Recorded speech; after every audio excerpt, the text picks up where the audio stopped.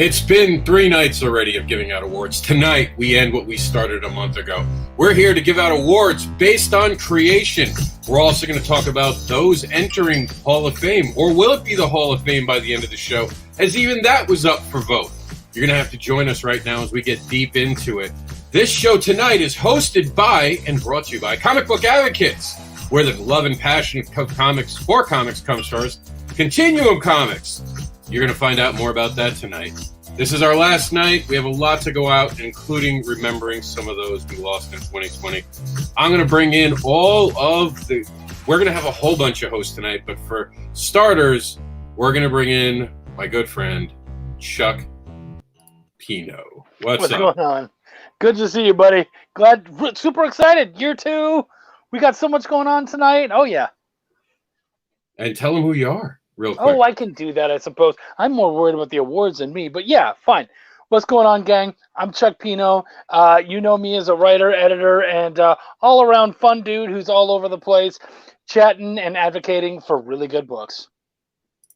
And if Meredith wants to bring herself in, she started this whole long process of this awards this year. This is Meredith, who I'm going to bring in right now. Meredith, tell them who you are.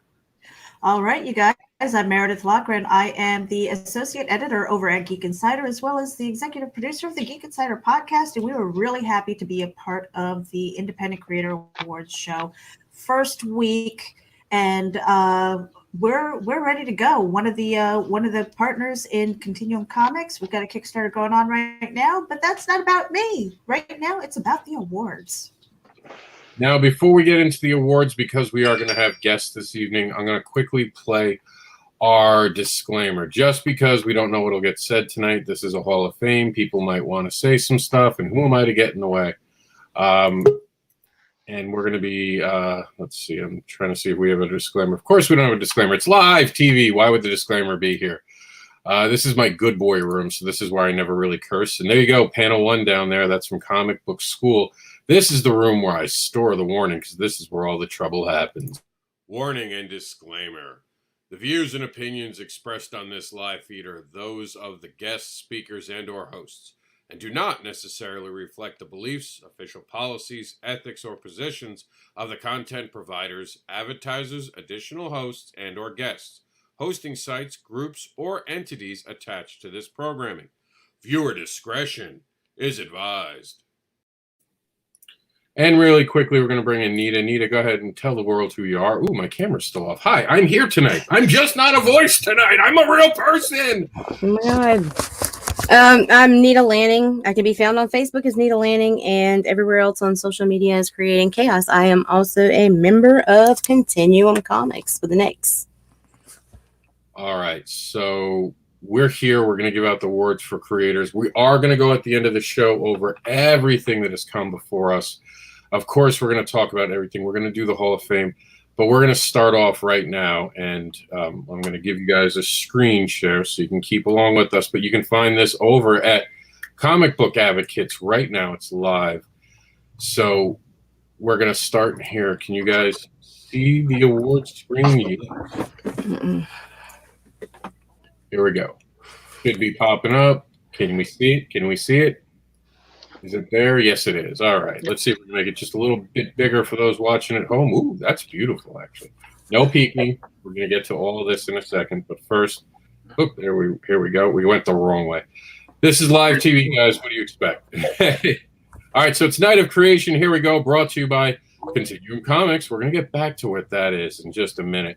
Here we go. So I asked everyone, should we continue to call it the Hall of Fame? I thought it was disingenuous. Chuck, do you agree with me? Was it disingenuous to call it a Hall of Fame? Because I thought it cut out some really important creators who might not have ever gotten famous.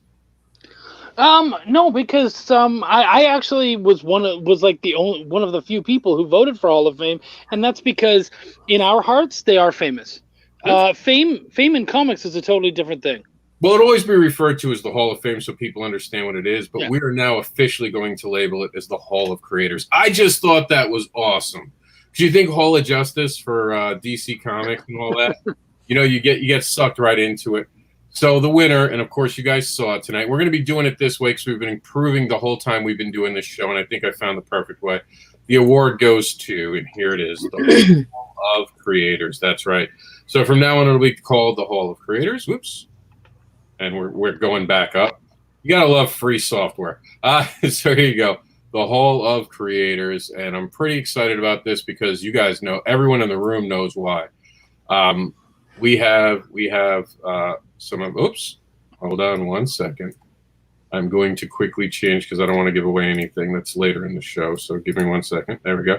I have to scroll back up. We're going to induct someone, actually, into the Hall of Fame right at the beginning of the show. And this one's going to be a little hard for me, so bear with me. And I have something very emotional to read, so please bear with me as I do this. It is with great honor. I'm just blown away to be able to do this, and I'm humbled by the fact that I get to talk about someone who showed so much love to advocating for comics so early on in my career. We are inducting Keith Thomas. He is a recipient of the Indie Spirit Award, and he is officially inducted into the Hall of Creators. And he's going to be joining Buddy Scalera, Roland Mann. What's the editor's last name? I always get it wrong. Steve Cole. Steve, thank you, Cole. And of course, Will Eisner. He's in great company. He belongs there. Of course, this is you'll find out in just a second as I read something. And again, this one's going to be hard for me, so I apologize in advance before reading this for you guys, because this one, Keith was a friend, so just bear with me as I get through this. But he'll be joined by someone really cool in just a little while. But Keith Thomas may have passed away after a brief battle with pancreatic cancer on October 16, 2017. But for anyone that knew him, his soul, his energy, his presence, his sense of humor, and his love of comic books will never be forgotten. Keith loved writing comics and talking movies and talking about everything in between. He had so much pride and enthusiasm in what he did. And Into the Suck was probably his greatest sense of pride and joy. His baby, his girl Ursula Stormholder, brought to life. If ever anyone deserved to be recognized for embodying all the indie comics stands for and could champion the creativity and passion of the industry, it is Keith Thomas.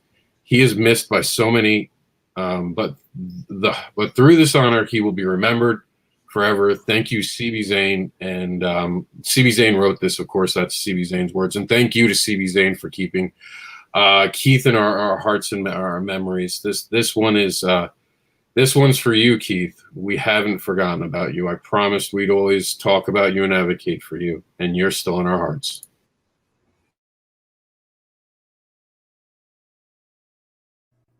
Hi, I'm Keith Thomas, and I am the writer and creator of the comic Into the Suck. About a month ago, we put Into the Suck on Kickstarter, launched the campaign, and we were nervous. I was nervous. I didn't know what to expect. I hoped for the best. And in 4 days, we made our goal. 4 days. Thank you for that. Furthermore, as I sit here looking at the screen, we're a couple days away from the end of this campaign, and we're sitting at 190%. Never expected that. Thank you so much. It feels like I've said thank you over and over, but that's not enough. So I thought I would come here face to face and say thank you. Hopefully not scare the children.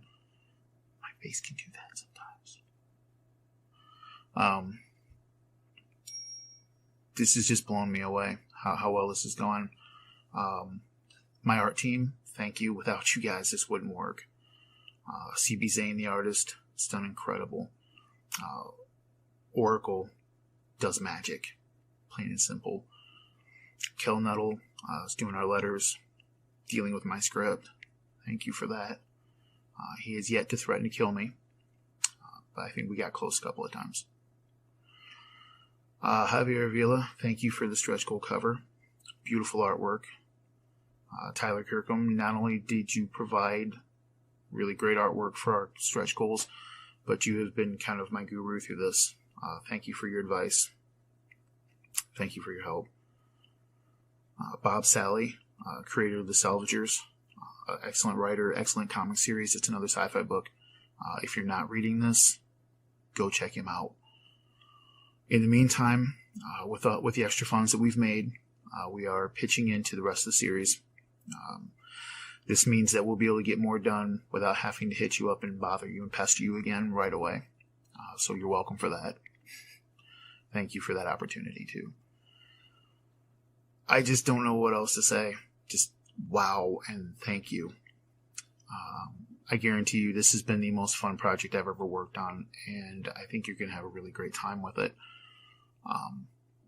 Working very hard to make the best product there is, and I think you're going to love it. So again, I say thank you. I salute you all with my Dr. Pepper. Don't look at my glass, it's a little goofy. And good night. And follow us on facebook.com/IntoTheSuckComic for any more updates other than the ones that we do on Kickstarter. And we will let you know as soon as we know when our rewards will be coming out. But it won't be long. We'll be right on top. Thank you.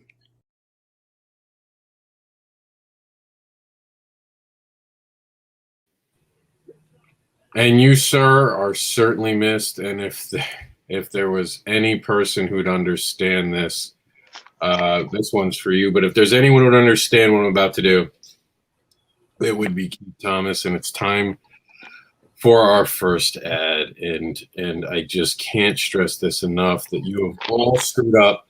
You have all left me in charge of the ads. That's right. You left it for me to do. So here I am. I'm going to self-promote. That's right. Keith Thomas would enjoy this fact. He was one of those people, so I'll get myself some cool music. Here we go. Let's talk about me. Mr. Anderson is the unboxable advocating creator known as the Indie Comics Devil, who will tempt you with his devilish tales of fetish monsters and more. He is the giver of free hugs and spanks. He runs his own Sinners Club. You can check him out at chainlinks.site. He's not getting a link tree anytime soon. And we're going to go back to doing the awards. And hopefully next year, some of you guys actually figure out how to make some actual awards. But back to our panelists. Hey, everyone, are you guys ready to go on? And before we go on, we do have to mention that the Continuum is dedicated in the honor of Keith Thomas. This entire issue will be dedicated to him. He helped me early in my career. And here's the crossover that's available with his character, my characters. And thank you, CB Zane, for making this happen. I promised Keith that he'd never be forgotten, and I'm living up to that promise today. And it's time to talk about the breakout creator of 2020. And wonderful. So live television. So apparently something didn't load the way it was supposed to. So wonderful, wonderful, wonderful. Let's see. The winner of the award goes to, we're going to go straight to the voting right now. Voting did end at 4 p.m., so I'm aware of who won, but I'm going to let you all see it for yourselves. Mm-hmm. And this is out of order, apparently, because that's just the way it's going. If it was in order the way it was supposed to be, because, again, live TV, we would be congratulating breakout creator Meredith. Meredith pulled it off. So sorry about that, guys, not being able to read who else was in it. There were a couple other people, but Meredith will take the stage now because you can't go back on live TV. There's no rewind. So Meredith, talk to us about this moment. How did it feel, and why do you think? I know why I think you deserved it. I could go on and on, but why do you think you deserve the Breakout Creator of the Year? Breakout Creator of the Year is it's an honor because I have stayed busy this year. I mean, seriously, when I started with Geek Insider back in November of 2019, I didn't know that I would be here where I am right now. So it's opened up doors for me. And in the process of interviewing people who are in the comics community, the industry, learning the ins and outs, learning terminology, I took on the role of kind of being the comic noob with the goal of having a comic credit by year end. And I did that. I had two pages in Hybrids and Sons of Gods, the trade paperback, which is it was a wonderful opportunity to share a story and get that first comic credit. Since then, I hit the ground running, you guys. I continued on with the Comics Noob. I've since shed that, continuing with advocating for the people who are in the industry, shedding a light on their Kickstarters, and then finding a group of people who are so passionate about comic books that we're like, hey, let's help each other level up. And that is where Continuum Comics has come from. being part of the Sunday Comics Brunch and inviting the Comic Book Advocates Network to collaborate with Geek Insider and be the comic book arm of it. I've got so many stories right now. I don't even want to list it off because I know that we have to keep it short. We're really short on time here. But I am very thankful for this. The Breakout Star it was not easy. This was not an easy path to learn everything from soup to nuts. And I am still on that learning curve. And I hope to be for a really long time. I'm here to stay, you guys. I really love it. And we just want to make sure that you go to Meredith's Linktree. That's right. You go to Meredith's Linktree by going to Linktree. I have Linktree. And everything, all the things. We want to make sure you guys go there. She's also a comics advocate. I don't throw that term around loosely. There are very few people I admit to. Keith was one of them. Chuck is one of them. And Meredith is certainly one of them. She has deserved that title after the last year. We're going to move on. We got other awards to give out tonight. So let's start with the best educational programming. And this one, Chuck was part of. Look at Chuck showing off with his new shows and all that. He had Shop Talk. I did the OnCon. I did 50 panels for you people. You can tell I'm a little upset because I didn't win here. This is not my moment. Wait, you didn't win? Who won then? You know what? I guess the award goes to someone with a better beard. So that must be me. No, actually, wait, what? It goes to Beard and Comics Pod. What, Chuck? No, congratulations. No, good for them. Chuck actually didn't win an award. They do have something for us to read for them. Said, hey, everybody, Aaron and Matt from Beard and Comics Podcast here, wanting to say a massive thank you to everyone who both nominated us and voted for us. We set out to make a podcast that would help other creators grow in the knowledge in the indie story. It means so much to know that others have connected with our content and found value with it. Thank you for the Independent Creator Awards for recognizing all of the great people in the small press and indie comics. They spelt indie wrong, but that's okay. I'll let it go. As always, do better, be better. And we congratulate them. They did an awesome job. They beat me. Next year, I'll be back with a vengeance. So I'm looking for you guys. Don't you worry. I mean, congratulations, guys. Congratulations. That timer's on, isn't it, for next year? That's already started. I mean, it started January 1st. I started coming for people. Really, you just told me who my competition is, so I'm now watching you all. Of course, this year, anyone who showed up has been a giant win. We've had this ability to do amazing stuff.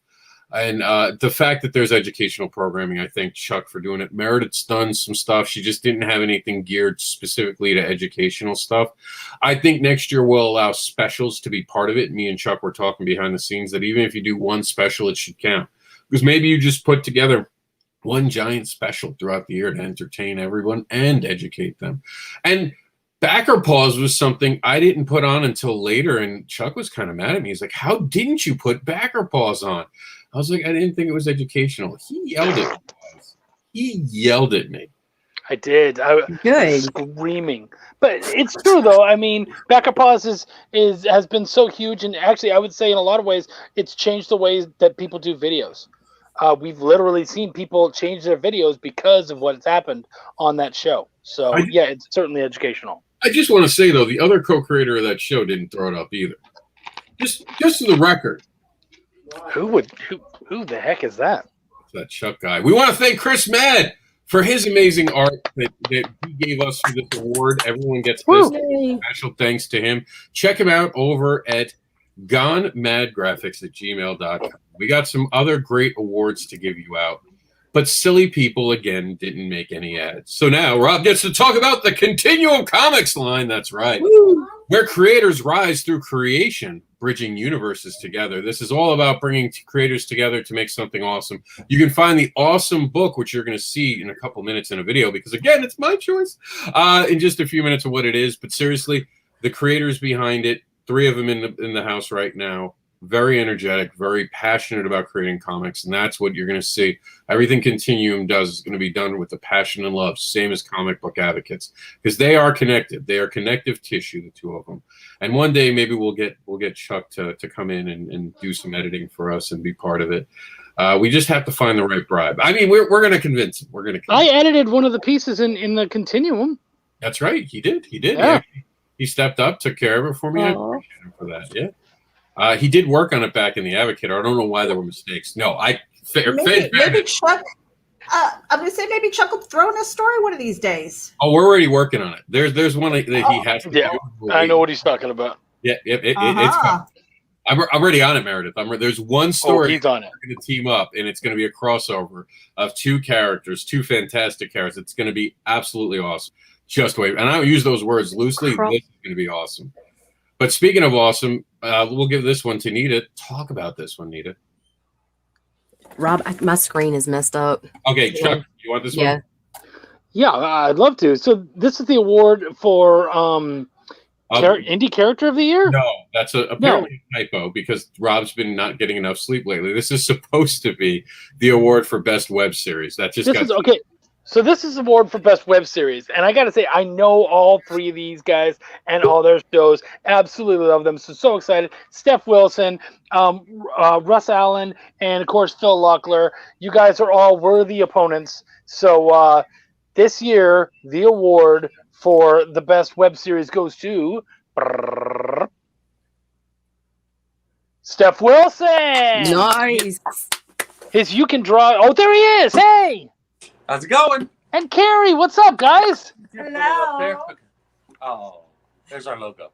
See, I got it right on the award at least. What's one out of two? So tell us about this. What's the show about? How's it been going creating the show, and how's it feel to win the award? So, Tom runs the Artist Alley Shopping Network, which allows artists to get on there and do live videos as they're drawing or creating art and interact with the fans, chat with them, etc. And I watched a bunch of those shows when I first got on.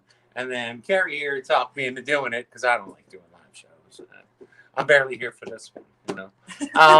So she talked me into doing a live show, and it just, at first it was, you know, I was going off of what other artists were doing, which was I'll draw on the show and talk to people.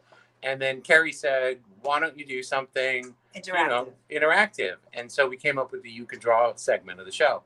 And between my fans, who Chuck can tell you, are very active, very interactive, very sociable. Between Vocal. the fans and the You Can Draw segment, we just ended up having a lot of fun. And the show just kind of evolved into like Cheers. I mean, it's 8 o'clock, it's Thursday night. You go to the bar and you hang out with the same group of friends that you hang out with every week. And you talk about things like what metal lunchbox did you have for grade school? So it's a lot less of an art show and a lot more just a friends show. Couldn't go to better people, frankly. Thank Thank you. Yeah, thank you for being on. Thank you for taking the time to come out and accept the award personally. We'll be mailing you through like Messenger because, of course, we have the budget that's in the negative. Right. It's all digital, but at least we're going to get your digital thing to you very Look soon. at your ribbon. As long as you don't email it, that's fine. No. Nice. We'll send it to your pager, buddy. Yeah. All right. Mind meld here. Thank you for being on. We appreciate everything you do. Keep entertaining people. You guys are awesome. Stay awesome. And in 20, let me just tell you, in 21, you're my competition. I'm going to bring my show. So we're going to go. We're going to see who wins 21. All right. Sounds great. Sounds good. All right, guys. Thank you so much for Bye-bye. being here. Thank you. Thank See you guys. All right, so that's pretty awesome. I love this. I love the fact that we're also meeting people for the first time through this experience. People never really fully understand how important it is for awards like this to shine light on different things. And I mean, there were some other good things up here, and like the hell of the show with Demon Phil, Russ Explodes was part of this. I didn't actually put a web series in this time because I was being nice. I wanted other people to win this year. I did it because it was fan year. Everyone had just, you know, it would have been embarrassing. I couldn't win every award. I had to tell my fans to stay back. Let someone else win. Yeah, Rob pulled the arm back and put it back in the shoulder. Right. There, you know. No, but kidding around aside, one of the most important things is that our books get read. And comic book reviewers make sure that they help us getting our book read. So this year, Chuck didn't actually show up to this one, which I was surprised because he had 50 episodes this year. So that left an interesting one. Meredith, you want to tell who the top 3 are?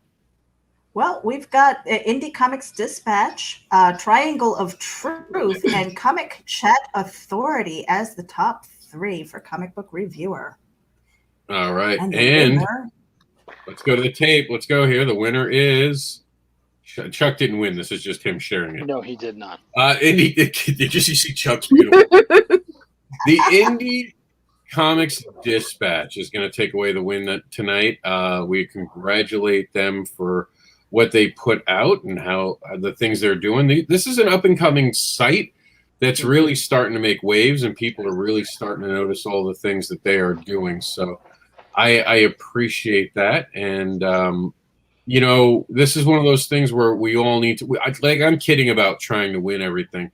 Honestly, I didn't enter some awards because I didn't feel comfortable always making it a me show, because I want to see different sites doing different things. I want to see this bigger movement towards a bunch of other people being involved, including Editor of the Year, which was an important one. But before we get to Editor of the Year, I just want to quickly talk about this is kind of important, the idea of editing. So I wanted Chuck to just, if he doesn't mind, take 2 minutes to explain to everyone watching tonight why they actually need an editor. I can't tell you how many people send me to review something that's not ready for public consumption. Would you mind, Chuck? No, I don't mind at all. Editing is really important to me. And I remember when this category first started out, my name was the only one on there. And that really bothered me. And I remember sharing it and saying, I'm not interested in winning something because I'm the only name that you know. That's not fair. I want you all to go out there, push your editor, talk about your editors, because the thing is that editors are probably, you know, right up there with letterers. They're the least talked about person on the team. And the thing is that if you want a book that really hits, that that looks professional, that makes sense to everybody, all that sorts of stuff. The thing is that we often can't see, and I even get editors for all my books too. We can't see the forest for the trees. We can't see what the fan is going to see because we're seeing it from the eyes of the creator. And so the editor gets to come in and be that fan for you and say, that's really cool, but you know, I'm not seeing this and I'm not understanding that. And you know, if we tool these things together, move these panels around, all of this will be more understandable. You'll get your point across. It's never about us trying to make the story make the story ours. It's about taking your message and delivering it in the most precise, exciting, interesting way as possible. And so I want to give love to all of the editors who were mentioned. And I want to tell people that next year, I expect to see way more editors on this list. I'm never interested in just seeing 1 or 2 people. We need as many people as possible. So let's keep showing off editors. Do you mind reading the list of people? Now, we were missing a photo. Guys, if you're going to enter an award, put out your resume, put out your links for next year especially. Don't just put your name in and run away. Make awareness, because this shows you the lack of awareness that I had, that I just didn't have that person on file. It didn't have a picture, so we had to just use their name. And you're going to see that maybe another 1 or 2 times tonight.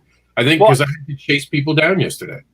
And I'll actually take the hit because Katrina actually edited for me, and I was the one that that suggested her, that nominated her, because the work that she did on Essence House has been absolutely amazing. And we're so excited for you guys to see that and see the work that she's done.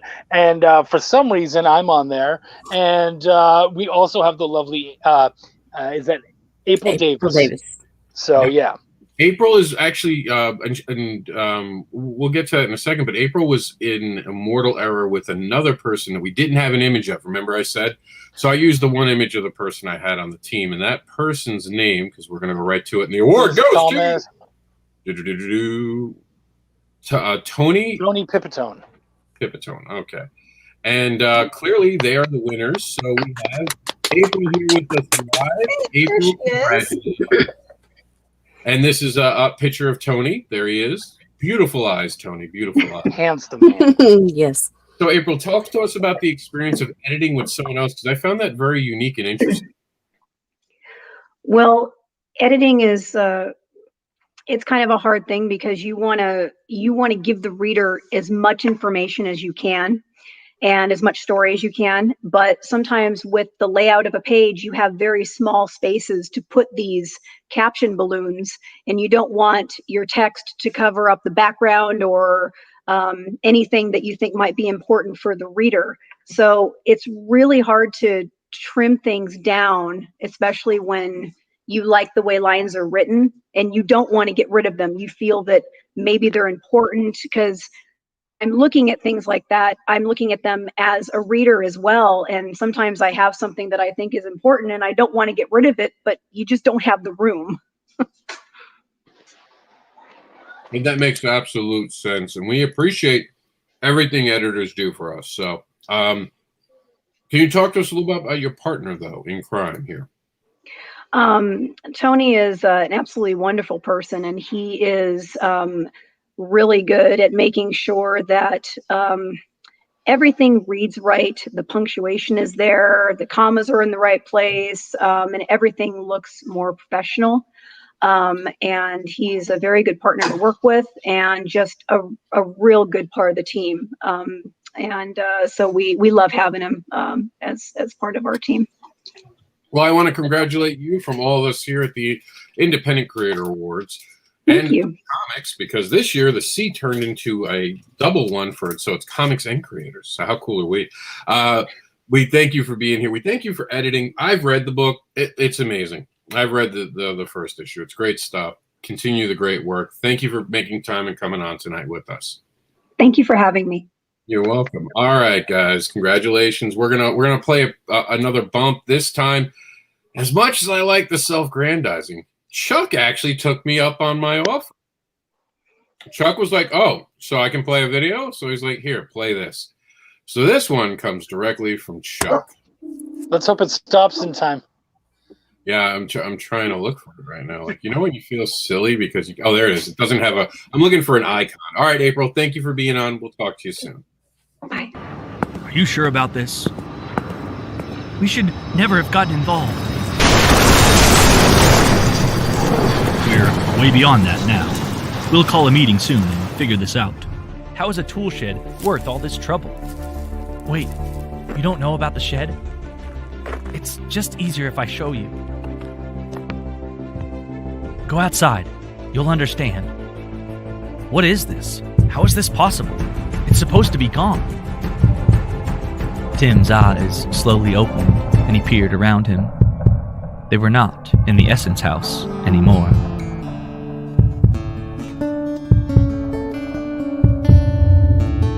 Essence. And you guys are going to be able to see that soon on new chapters coming out, right? Awesome. That looks awesome. Thank you, guys. Thank you. Yeah, it's seasons 1 and 2 are up right now, and we're moving on to season 3. Season 3, episode 1 is already written and being recorded right now. We're moving forward, so really excited for everyone to check that out. And I hope you guys can make enough money to actually hire an artist to help you with some art for those videos. So, we're gonna get back into the awards. He knows the joke. Chuck gets the joke a little bit more than most.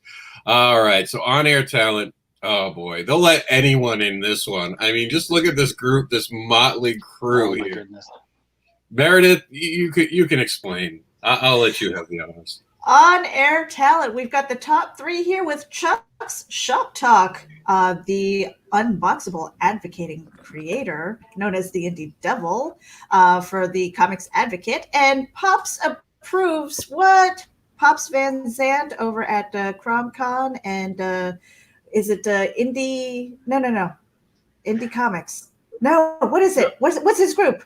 The Madness. The Madness. How could I forget the Madness? It must be. I must be mad. Okay. Yeah. And the award goes to what? What are we doing here? We are waiting for you to figure out the group name so we can move on to show you who the winner is.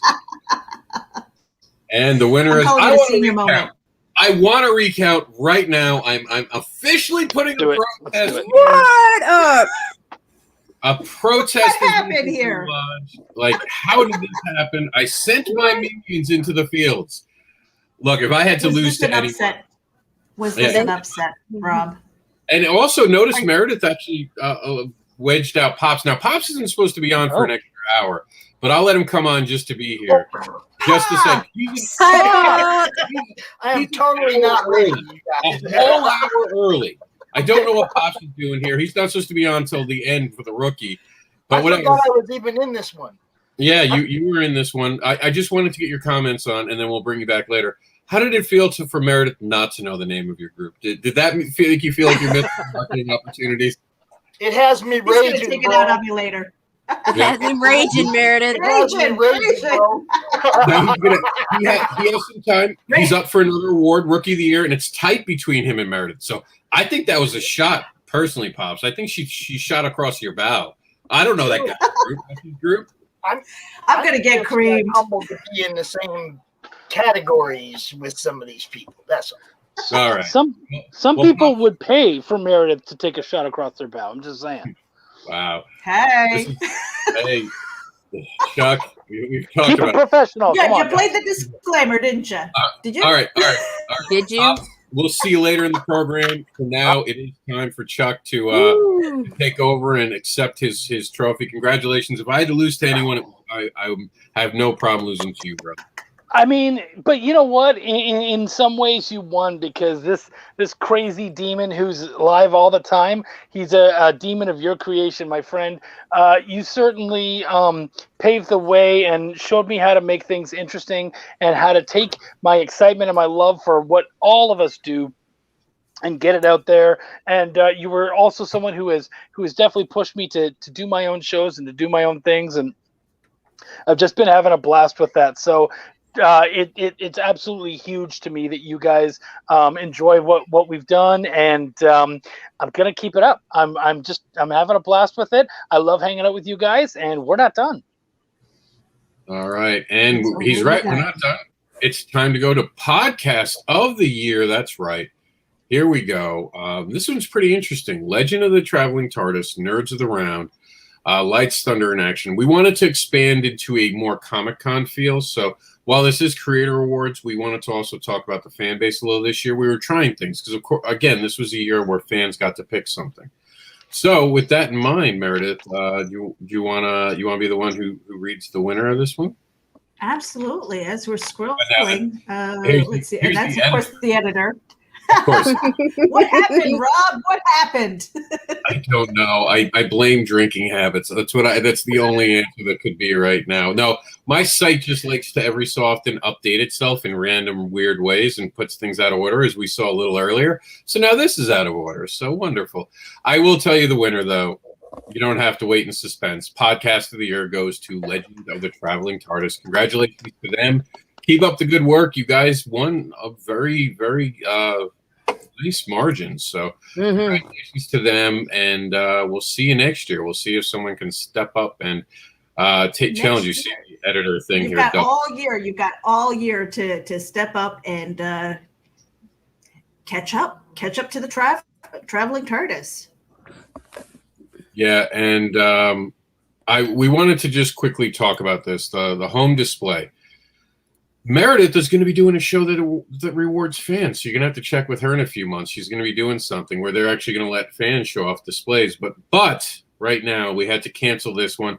2020 sucked. We all know it sucked. We wanted to do something where we were going to do an award for the different things. And throughout the whole season, we've tried new awards because this was a year where it was easy to try awards to see what the fans really liked. We've taken all that data, all that information, and we've seen what you guys have voted for, and we now know what are the more popular.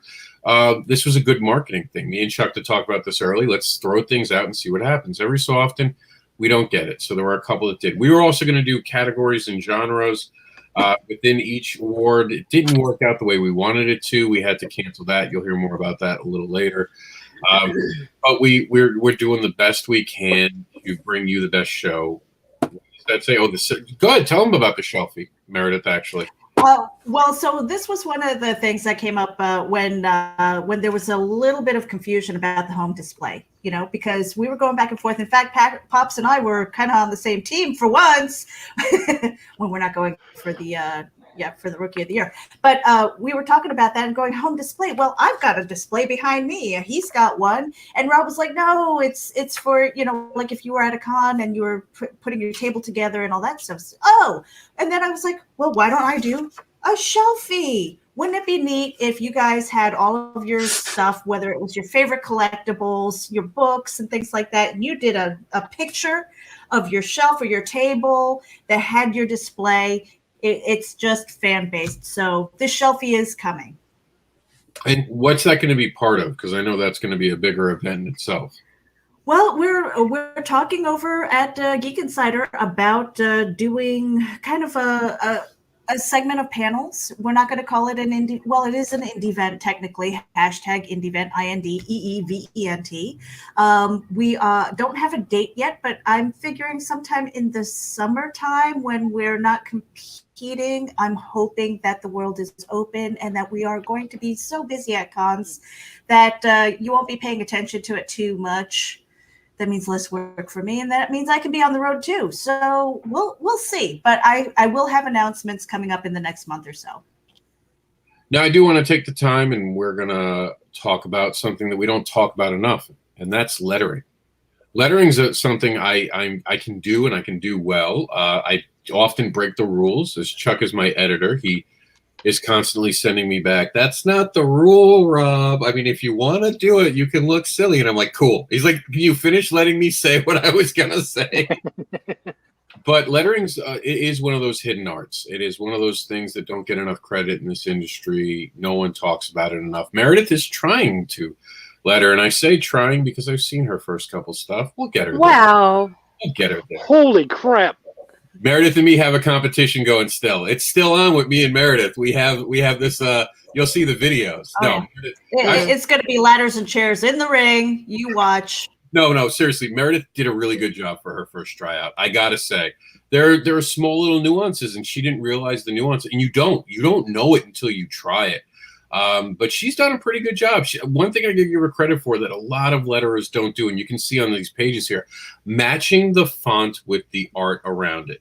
I was actually disappointed that people didn't show a little more love for what I did. Even Chuck liked what I did for the creative story from my creative journey from comic book school, where every different art style got its own actual lettering font. And I enjoyed the process of doing that. It's sometimes very difficult. As an editor, Chuck, this is one of those things I know me and you have talked about, how you go back and you tell people, then they just don't listen to you. Tails going to the wrong places. Like, people don't take the lettering necessarily seriously, do they? Oh yeah. And then things like, why is the bubble partially on his face? Why are the letters squished up against the walls of the bubble? Things like that. Like, all that stuff matters. There are rules and there's reasons for those rules. So it's very important to learn them. Even like as an editor, I've taken multiple lettering courses just so I know what I'm looking for. And it's a big deal. So I'm really excited, especially these three letterers right here that we have are all people that feel we can look at their works and go, yeah, you know what's going on. Well, you know two of them. Do you want to talk a little bit about the work of this and announce it off to everyone? I absolutely can, at least. First off, Jerome Gagnon, he and I have worked together on several things. His work on Cthulhu Invades Oz was absolutely insane. He basically does anything that Travis does, and it's weird to have a writer teaming up with a letterer and basically saying, this guy is going to go and he's going to work on everything I do. So that says something to Jerome's work. But even when we did Cthulhu Invades Oz, he lettered pretty much all of those stories. It's 166 pages of work that he had his hands in, and he took it so seriously. And anytime I'm on a book with him, he's always in the chats trying to help out wherever he can. He's absolutely an amazing dude. So love having him. And of course, my own Scott Weldon, who is just a terrific guy. Love having him. He's a total professional. Love having him on Belial. And we've even seen the level of work change through his Harlan Buck series, and even from issues 1 to 2 of Belial. So very, very proud of both of those guys and excited to see what they do. And of course, we have a third person here who needs to be mentioned as well. Manny Hernandez, who did Immortal Era. A great comic, by the way. I've read it. Now, Meredith, before I pass it to Nita, because Nita's got an eye for detail that amazes me all the time, the things she sees and she notices. She picked up on something that no one in an entire group of creators had noticed until she said it. And I was the only other person to notice it, and I was really impressed by that. Meredith, talk to me. I mean, are you going against me next year for Letter of the Year? Is this going to be a competition next year? Oh yeah, anything that I do, I am editing, I am lettering. I'm not going to say sequential art. The only editing I do is story editing, and no writer will ever give credit to a story editor. I'm going for Writer of the Year. I'm going for podcast. I'm going for everything. You guys, you just watch. Someone got real full of himself after that breakout of the year. Just sweet. So Nita, you notice detail really, really in depth. How much does lettering matter to you? It's everything. It's just as important as the arc and the ink and the pencils. It's just as significant, you know. I absolutely do know that. Go ahead, Meredith. I was going to say, because there was one night where I was lettering and she's like, let's get into a StreamYard, and I was sharing my screen and stuff, and she was instrumental in helping me, because you were saying there were a couple of panels that were a hot mess. Well, that wasn't my choice of words, but yeah, something like that. I mean, it was bad. It was busy and it was bad. And she really kind of talked me down, because I was looking at this going, I don't know what to do with it. And so that eye for placement and stuff, because she reads the comics, you know, and she knows what she likes. And I mean, down to like, hey, do you like this lettering choice? Because I think, to what you were saying, Rob, that is important. If you can match the lettering to the art as closely as possible, so that it doesn't feel like a punch in the face when you're reading the words, it's complementing the art that it's sitting on top of. The worst thing I ever see is one writer try to do the same font to every book they ever are part of, and you can tell they're their own letterer. It has to flow, man. It has to go with the illustration. It has to fit the mood. And we're going to tell you who the Letter of the Year is in just a minute.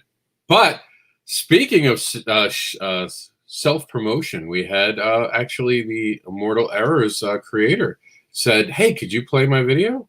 Someone figured it out. Horace made it to water. So here we go. This is an Immortal Era trailer that you haven't seen yet. This isn't even out yet. Kickstarter's starting next week.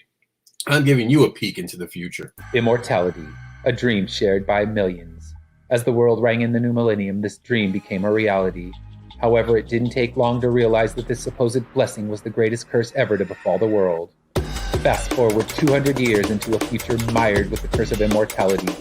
Riddled with overpopulation and dwindling resources, the world is divided between overcrowded cities and abandoned subways. A group of heroes from the underground has dedicated themselves to finding relics from the past, which will explain the condition and restore the natural life cycle. Join us as Ari fights for her life in a showdown that will forever change her and the course of human history. Whether you're new to the world of Immortal Era or continuing your journey, we have options to meet your needs. Regardless, buckle up, because it's going to be a wild ride. Like, would anyone have hit pause? I would, just to be a douche. You would be a douche if you'd hit pause on that one, Right. dude. I gotta say, as someone who does backer pause, that was pretty amazing. Christian Bale's joining us. I think he wanted to say thank you for the award. I'm guessing that's why he's here. Yeah, that's why I'm here. I'm just a quick minute, but thank you. Yeah, I didn't even know the awards are going on tonight. So it's just like Meredith's like, oh yeah, we're doing the awards at 6. I'm like, oh. Get him out of here. Get him out of here. Well, we do have to stay on schedule, but I'm going to give you a minute to talk about what you do, and then we're going to get right back on track. Okay, so got it there. Hi there. Oh yeah, the curtain's up too. That's how disoriented I am. Somebody needed muted Nita. That's cool. Hi, this is Christian, the Legend of the Traveling TARDIS. Thank you for everybody who voted. We appreciate that. 52,000 Facebook followers. And we just started our YouTube channel, The Legend of the Traveling TARDIS. Just find us on there. It's been an exciting second year that we run this since COVID. And I hate to say it in this way, that COVID was actually a bit kind to us, because a lot of the celebrities are out of work. and needed to get their attention out there, needed to get their names out there, and we were more than happy to give them help, like Nick Briggs and Annette Badland, and just a plethora of people. Sophie Aldred had just written a book, Sylvester McCoy, Paul McGann. I just want to thank everybody who voted with us, for us, appreciate it, and can't wait to do it again next year. So thank you guys, appreciate it, and be safe out there, whatever you do, wherever you go, and whatever you are out there, and keep Nita muted. That's how you save the internet. All right. You're going down. You're going down. Appreciate you. We got to get back on track, guys. I always want to let everyone in to say goodbye, but we do have to get to a fast-paced schedule. So I do want to talk about the letter of the year. So who do you guys think win? Let's see. Who? Let's take that. We have a Scott. I know who won, so I would give it a win. Well, it's a toss-up for me, but okay. All right. Well, here we go. The winner is Chuck. No, I'm kidding. There goes his. He shared everything. That's what it is. Jerome takes it home. That's right. Jerome. Woo! That Wow. little devil. Look at this lettering, and I blew it up so you guys could see it a little bit more. I like the Haya and the way he bent the bubble around it. He bent it like Beckham. Look at that. Even the ha-ha at the bottom. That's skill. He does that cool little thrown tail that makes it look like the voice is echoing around someone. If you know how to read balloons, sometimes you actually know what the letterer is trying to do with those things, and it's kind of cool. The more comics you read, the more you start to pick it up. Whose story is this, Chuck? That was David Galliano. That was TikTok. I was hoping you'd give us a little more on that. Oh, okay, sorry. It's David Galliano. It was, I don't remember who the artist was. I do remember that Stoney Williams did the coloring for it, and it's in Cthulhu Invades Oz, and it's the story of basically TikTok trying to save the gardens from the Cthulhu monsters, and it's actually one of my favorite stories. What I've said to many people is that story made me care about characters that I had no knowledge of whatsoever. I don't know anything about TikTok or any of the strange characters they had in there, and I fell in love with it because of that piece, and the lettering definitely had something to do with that. It was brilliant. I just want to say, Chuck said my story was his favorite before this. Did I say that? I'm a little heartbroken now. Was it under duress? Okay. Luckily, the feelings are under the bed. Chuck did have to go. He was scheduled to do something else this evening, so he could only stay with us until this moment. So, Chuck, if you could just say your goodbyes to everyone this evening. Thank you for being part of this, too. And no one knows he's been the voice of reason. When I wanted to do crazy stuff, and I'm like, no, I'll just buy my win. He's like, no, Rob, you can't buy your win. Thank you for all you've done this year, Chuck. Tell him good night. Thank you guys so much for having me. I really appreciate it. It's been terrific. Who would have believed 2 years ago that we would go from no awards to having an awards to having 4 nights of amazing awards celebrating absolutely awesome people. I love the community that we're a part of. I love the industry that we're a part of. And I'm so happy to be able to shine a light, or at least be a part of that shining light on all these incredibly talented people. So thank you for that opportunity, guys. I really appreciate it.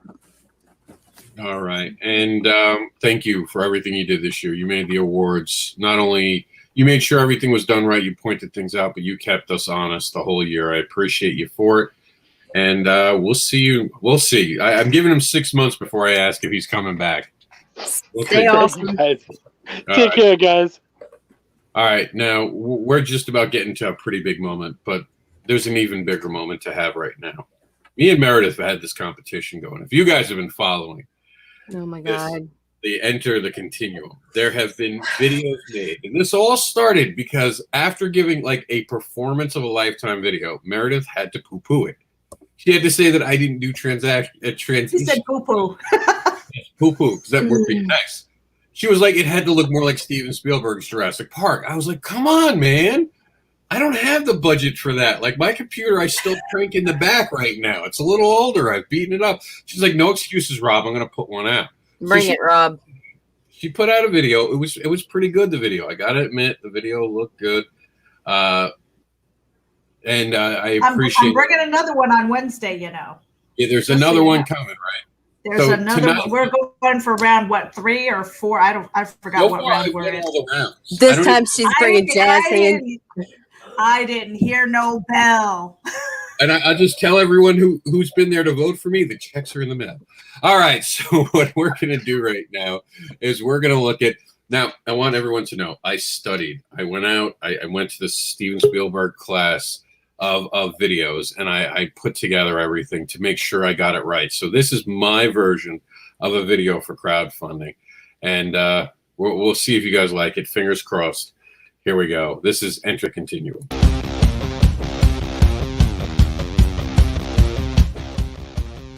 Welcome to the Continuum Kickstarter, brought to you by Continuum Comics, where creators rise together through creation, bridging universes together. So are you ready to enter the Continuum? Let's take a peek inside.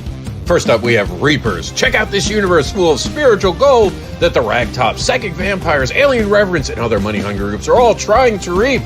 That very same spiritual gold. And this is the beginning of the Wolf and Fox. It all starts here in a new universe of a newly divorced heroic duo that must come to grips with their divorce while trying to find a way to protect the city they both love, named Jax.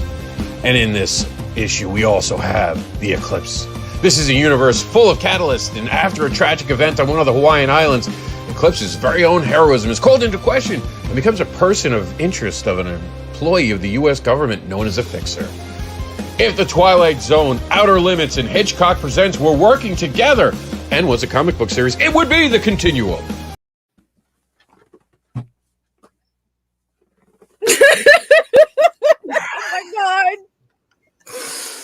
Oh So now, That was so people keep talking about a female voice. I have no idea what they're hearing.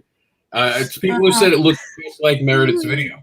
I think that she's just giving me credit for how well I did doing that video. I think that it's an amazing thing. But we're going to get back into the business of making comics and all that. One of the big things about the Hall of Fame, as you guys saw earlier in this program, we renamed it to the Hall of Creators out of respect for all the creators put into it. There are a lot of creators out there who never get the recognition they deserve. And some creators who really need that recognition, even in a postpartumous way, or what is it? What's the term? Posthumous way? posthumous. Mhm. So if you guys know anyone that you think, and I wanted to say this because we're about to induct someone who definitely deserves to be in the Hall of Creators. He's an amazing creator. He's changed the game. You guys are going to be blown away by who we have to induct this year. But I want to put this out here for next year. We only did 2 this year. We tried for Kevin Smith. Kevin Smith, I'm still looking at you. We're going to get you in this Hall of Fame. That we'll have the dual meaning, because most people understand Hall of Fame more than Hall of Creators. In a year or 2, hopefully we change that.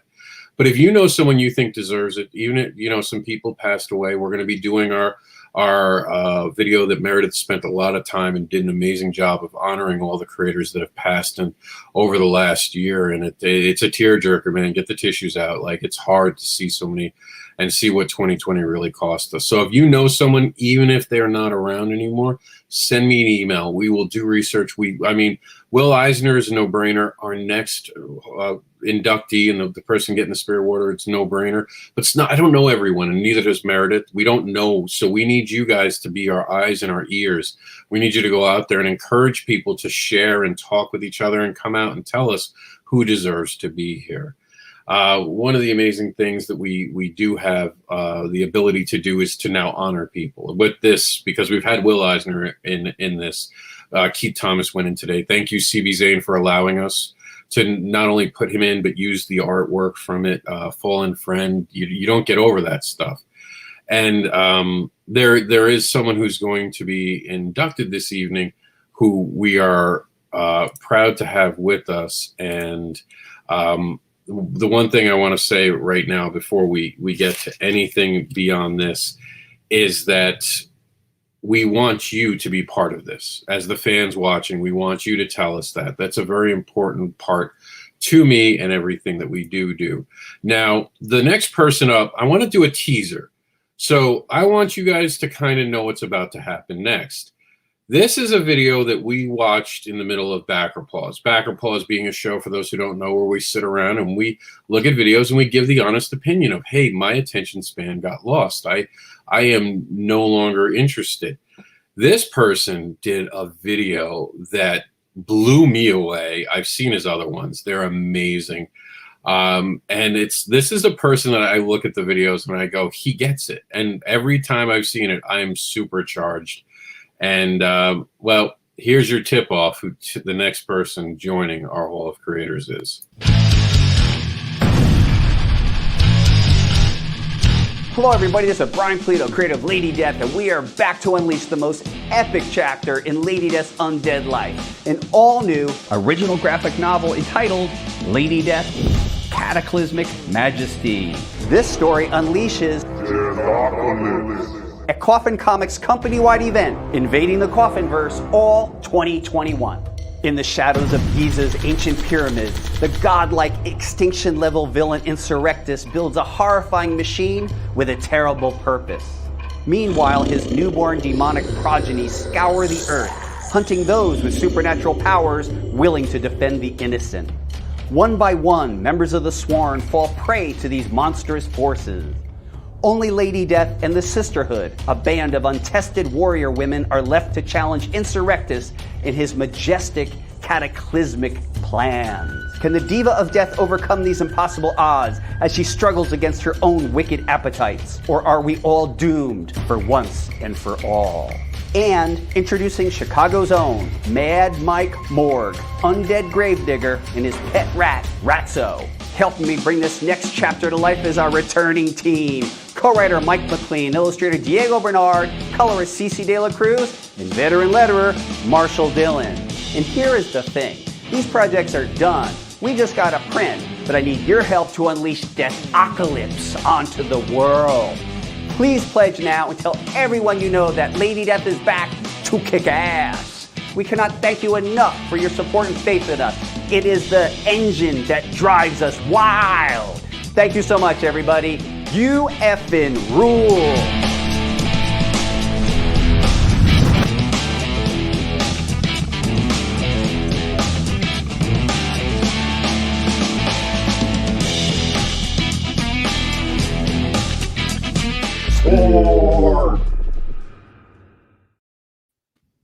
And here we are, the man himself. Welcome to the program. First off, what was the budget? Was it $2 million, $3 million to make that video?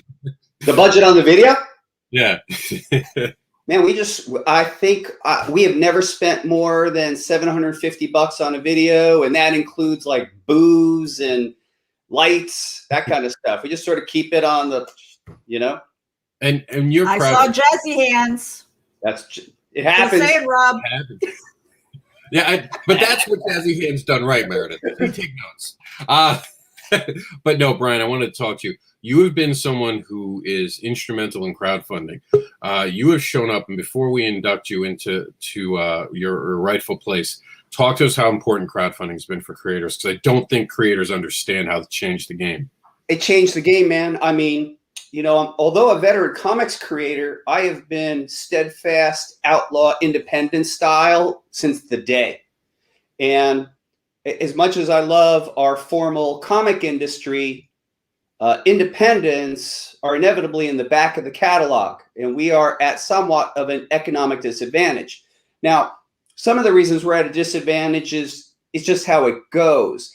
Most folks who sell comics in shops, what they love is the stuff they grew up on, the Marvels, the DC, the nostalgia, the Turtles, this kind of stuff.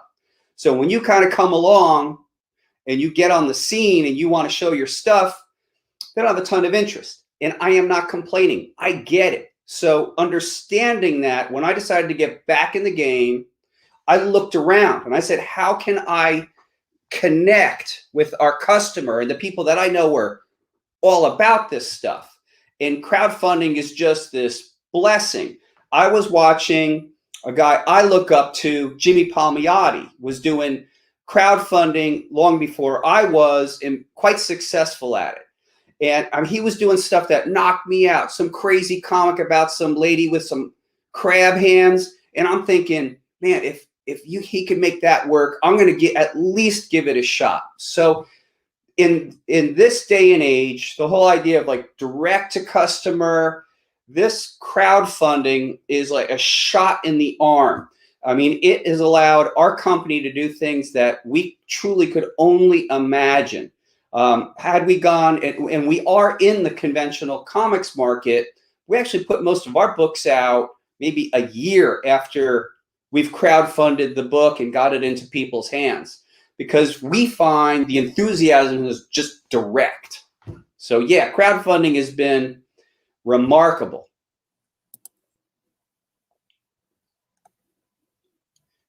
Rob, I can't hear you. Sorry, muted. I didn't want to be the one to induct you. I wanted a Hall of Famer who's now part of the Hall of Creators. Buddy Scalera, first year came in. I've heard him intro you at New York Comic Con. So without further ado, Buddy, take it away. So thank you, Rob, and thank you everybody that's part of the independent comic community. You know, I was reminded recently of a quote by Lady Gaga, who, upon winning an award, they said, "Do you want to be the next Madonna?" And she said, "No, I want to be the next Iron Maiden."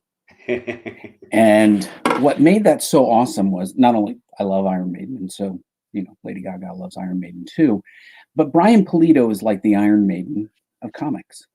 That is, Brian doesn't get the big accolades for art or anything else of that nature. And yet Brian has forged a relationship that is so strong with his community and the people that love the work that he creates, that he has an eternal, adoring fan base. If you've ever seen Brian at a con, he is connecting with his fan base. He's talking with them. He's shaking their hands. He knows them by name. He knows who they are, that they've got kids, they've got families. People pass away. Brian is there talking about what that person meant to him personally and what that meant to the community of fiends that he has brought along. What's amazing about Brian is I literally bought Evil Ernie 1 on the newsstands or somewhere, maybe at a con, and loved it immediately. There was something about it. I followed Lady Death. And then when I got to Wizard, what blew me away about Brian was his internal sense of service to the community and to the industry. Many times, Brian was right there for me when I needed to do something online. Now, you have to remember, online, when we first started this out in 1995, Wizard Online was the poor redheaded stepchild of Wizard Publishing, right? You wanted to be in the print. Brian was in the print, but if I needed something, I always knew that Brian would pick up the phone. He would always be ready to go, and he would usually say, "What do you need? What do you need?" He would send packages of things. If we needed art, or if we needed story, if we needed whatever it was, he was ready to go.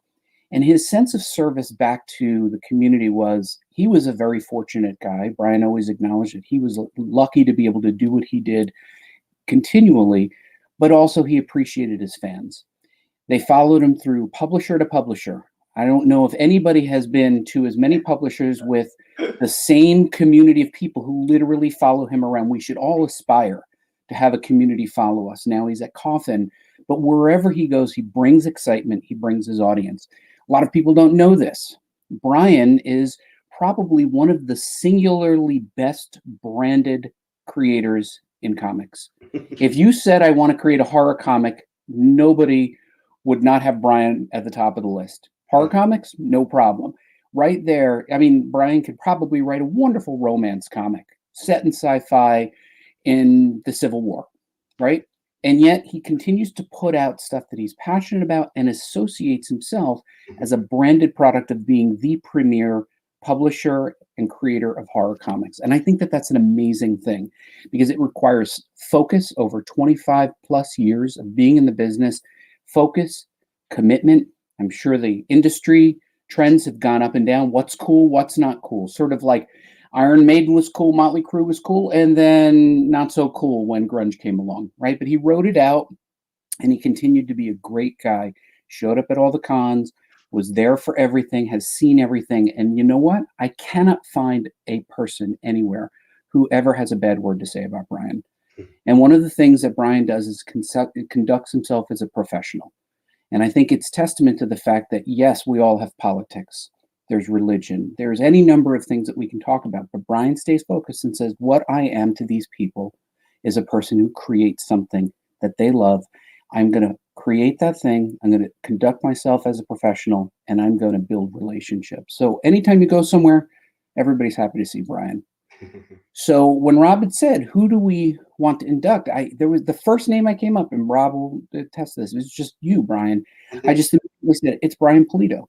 So I look at your career with admiration. I look at our friendship with great appreciation. Everything that you've done for me personally. If I ever had a question about publishing, you were there to answer it.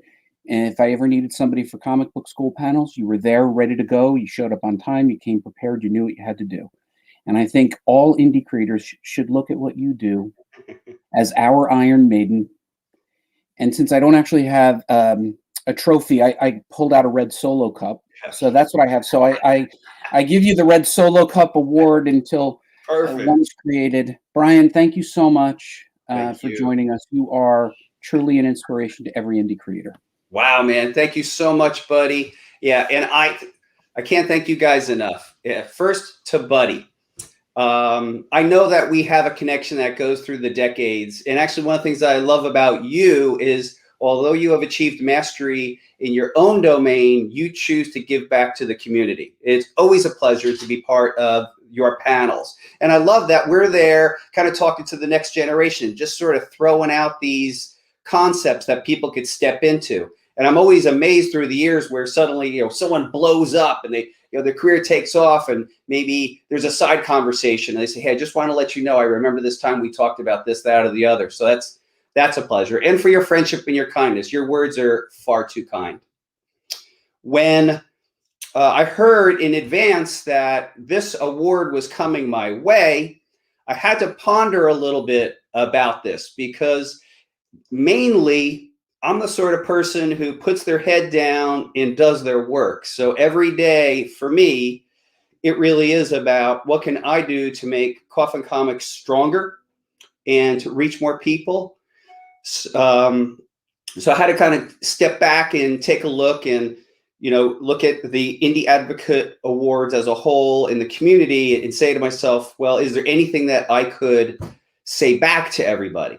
And the first thing that I would say back, now that I'm entering my 30th year of working in comics professionally, is that I really, really am grateful that I have been able to somehow, through the ups and the downs, to forge a career where I get to completely express myself how I see it. I think it's a real blessing, and I am not a religious human being, but I do believe in blessings. And I don't think that's easy. And I'm also not going to say that what I do is War and Peace. I get it. It's the comics that I create are an interesting and bizarre amalgamation of horror, supernatural, heavy metal, wrestling. However, for whatever reason, this is really what I like to do, and it really is coming from the heart. And I guess 30 years in the career, it is a testament that if you love comics enough and you're persistent enough, you're going to find your way.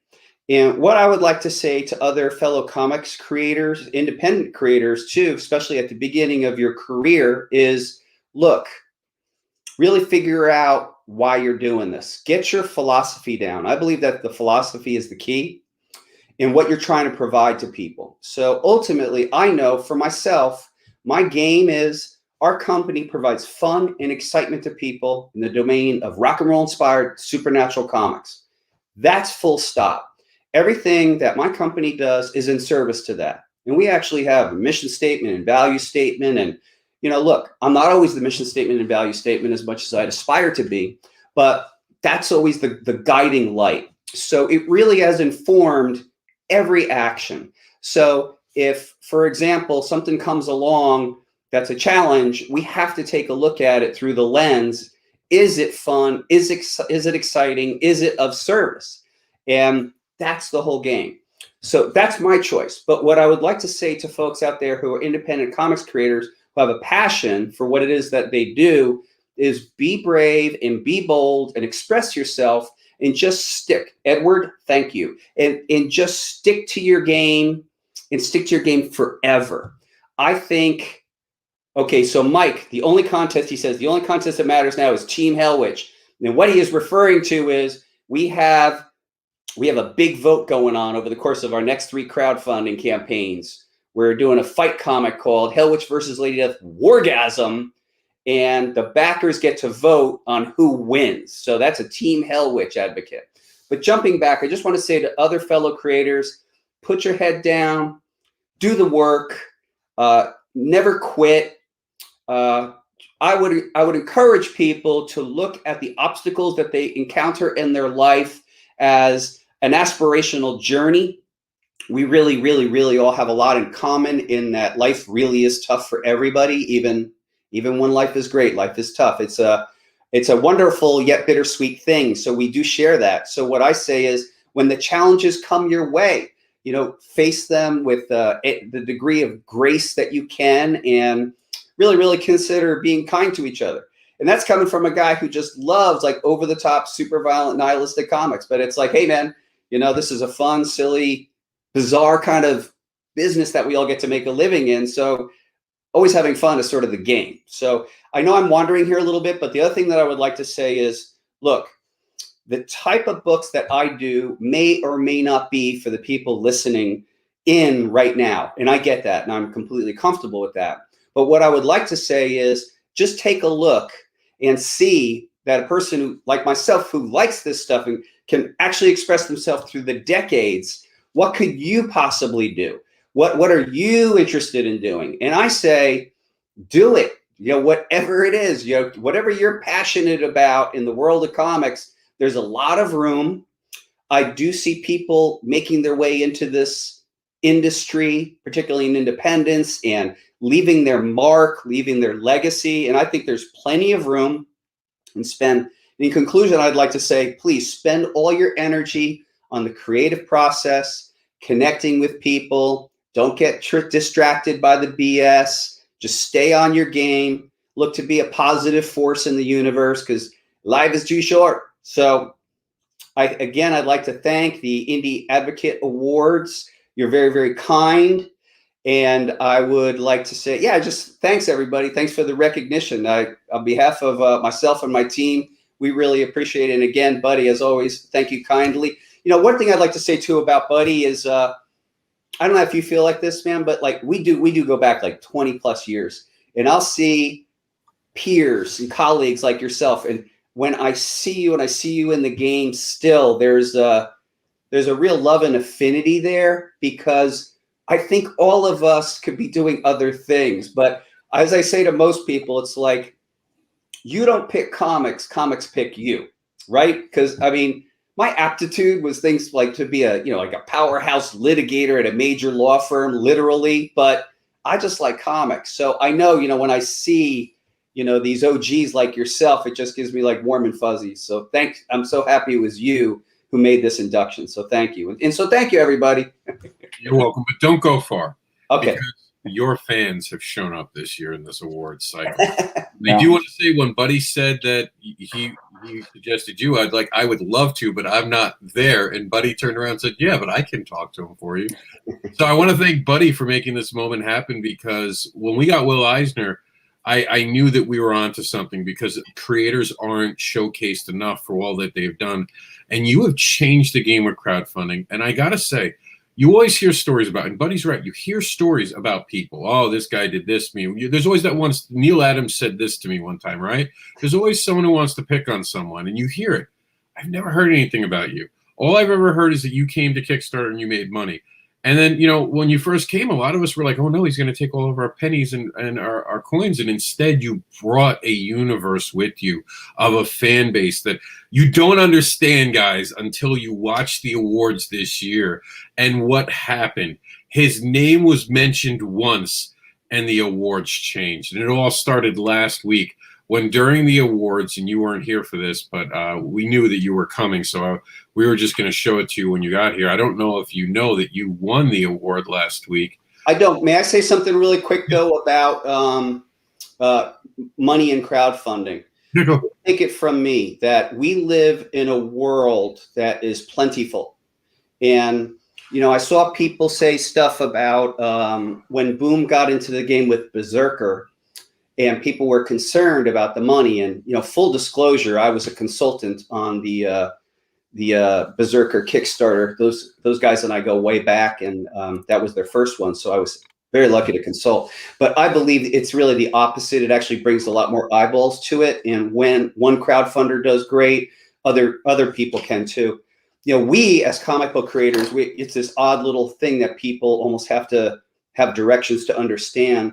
But we as an entertainment forum compete against massive forces, whether they are giant corporations trying to get your money for medicine, for healthcare, for other forms of entertainment. You know, and if you were to measure things in that manner, you know, we really would be very low on the food chain, but we're not. It's a truly remarkably abundant world, and the more people we get, bigger people into that crowdfunding game, it's the opposite effect. It really, really is good for everybody. The more, the merrier, frankly.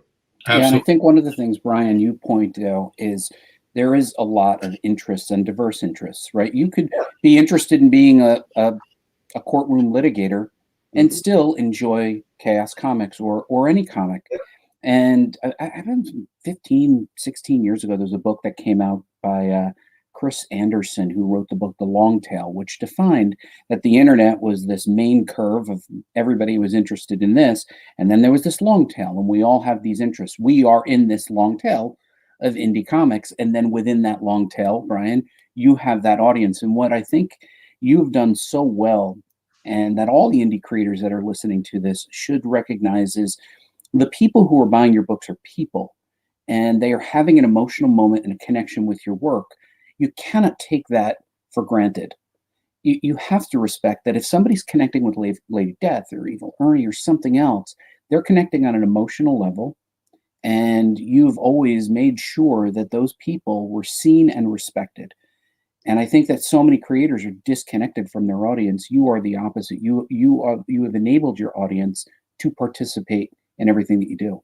Well, thank you for saying that. I mean, I really do feel very strongly that we are creating history together, and it's our history. And I get that there's other stuff going on, but for us and our people and our crowd and our culture, like, this is the history and we're writing it together. That's exactly how I feel. Yeah, I absolutely completely agree. And so do the fans who voted you to be the Writer of the Year. You got this. And here's your first award. And of course, now you've been inducted into our Hall of Creators. And there we go. Badass.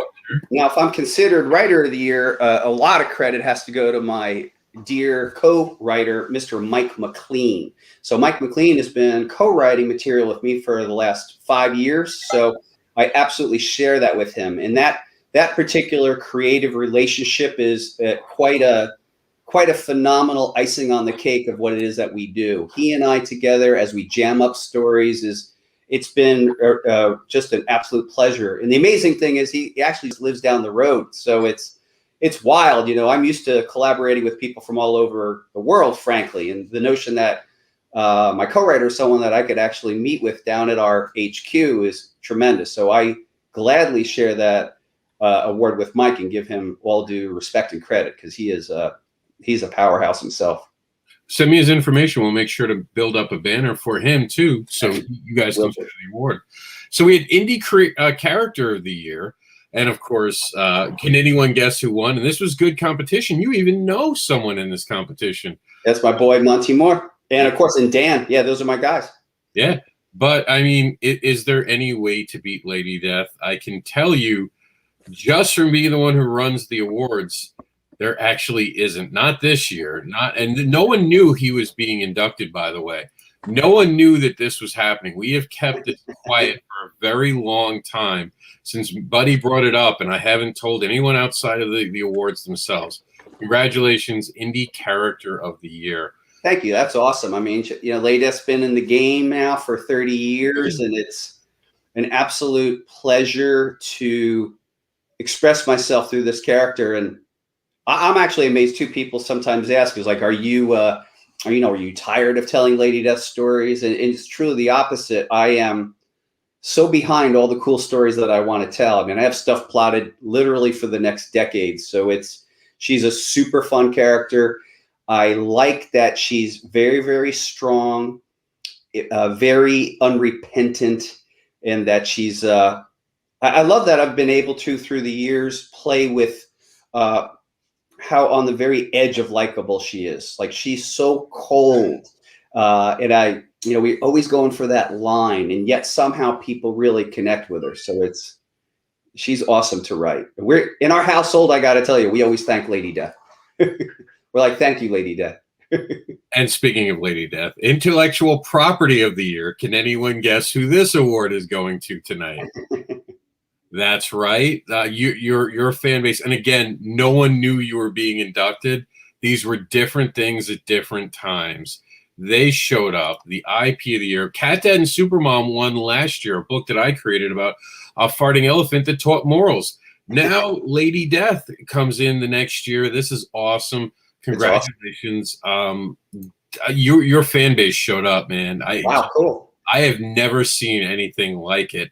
This was actually like, you only got 38 here, and that's just because your fan base was sharing the other ones so much that they weren't even paying attention to this one. Your other one, I think, got up to like 150 votes. Wow. And this is, and it was crazy because this is a really small, like, we have those smaller communities, those bubbles. So these were like a lot of creators who are picking these awards. Oh, neat. And, we can't let you go without, of course, talking about the Indie Publisher of the Year. And this was pretty good. This had Maverick Arts, Scout Comics, which is doing amazing stuff. I am part of Scout now under Scoot, their kids thing. Oh, cool. But there was no stopping Coffin Comics. I'll tell you all that right now. There was just, once Coffin Comics got whispered, it was, and this was a heavily contested. Look at that dot, by the way, means that they gave up trying to put a number there. Preview, you have to go to it. So, Brian. Well, in that case, I have to say, thanks to the Fiends and to Sworn Nation. There you have it. Yeah, we really are an expression of our nation, and it is a phenomenal group of people.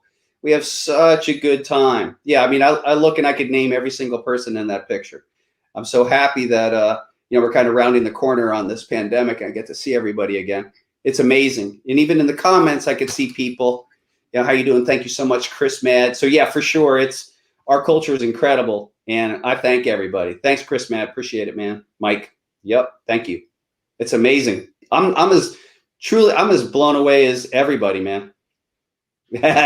Mike, yeah, bring it on. Let's see, man. You could be right. You got to vote. We'll see. And I don't know who the Facebook user is, but I'm sure you get this a lot. Someone wants to work with you.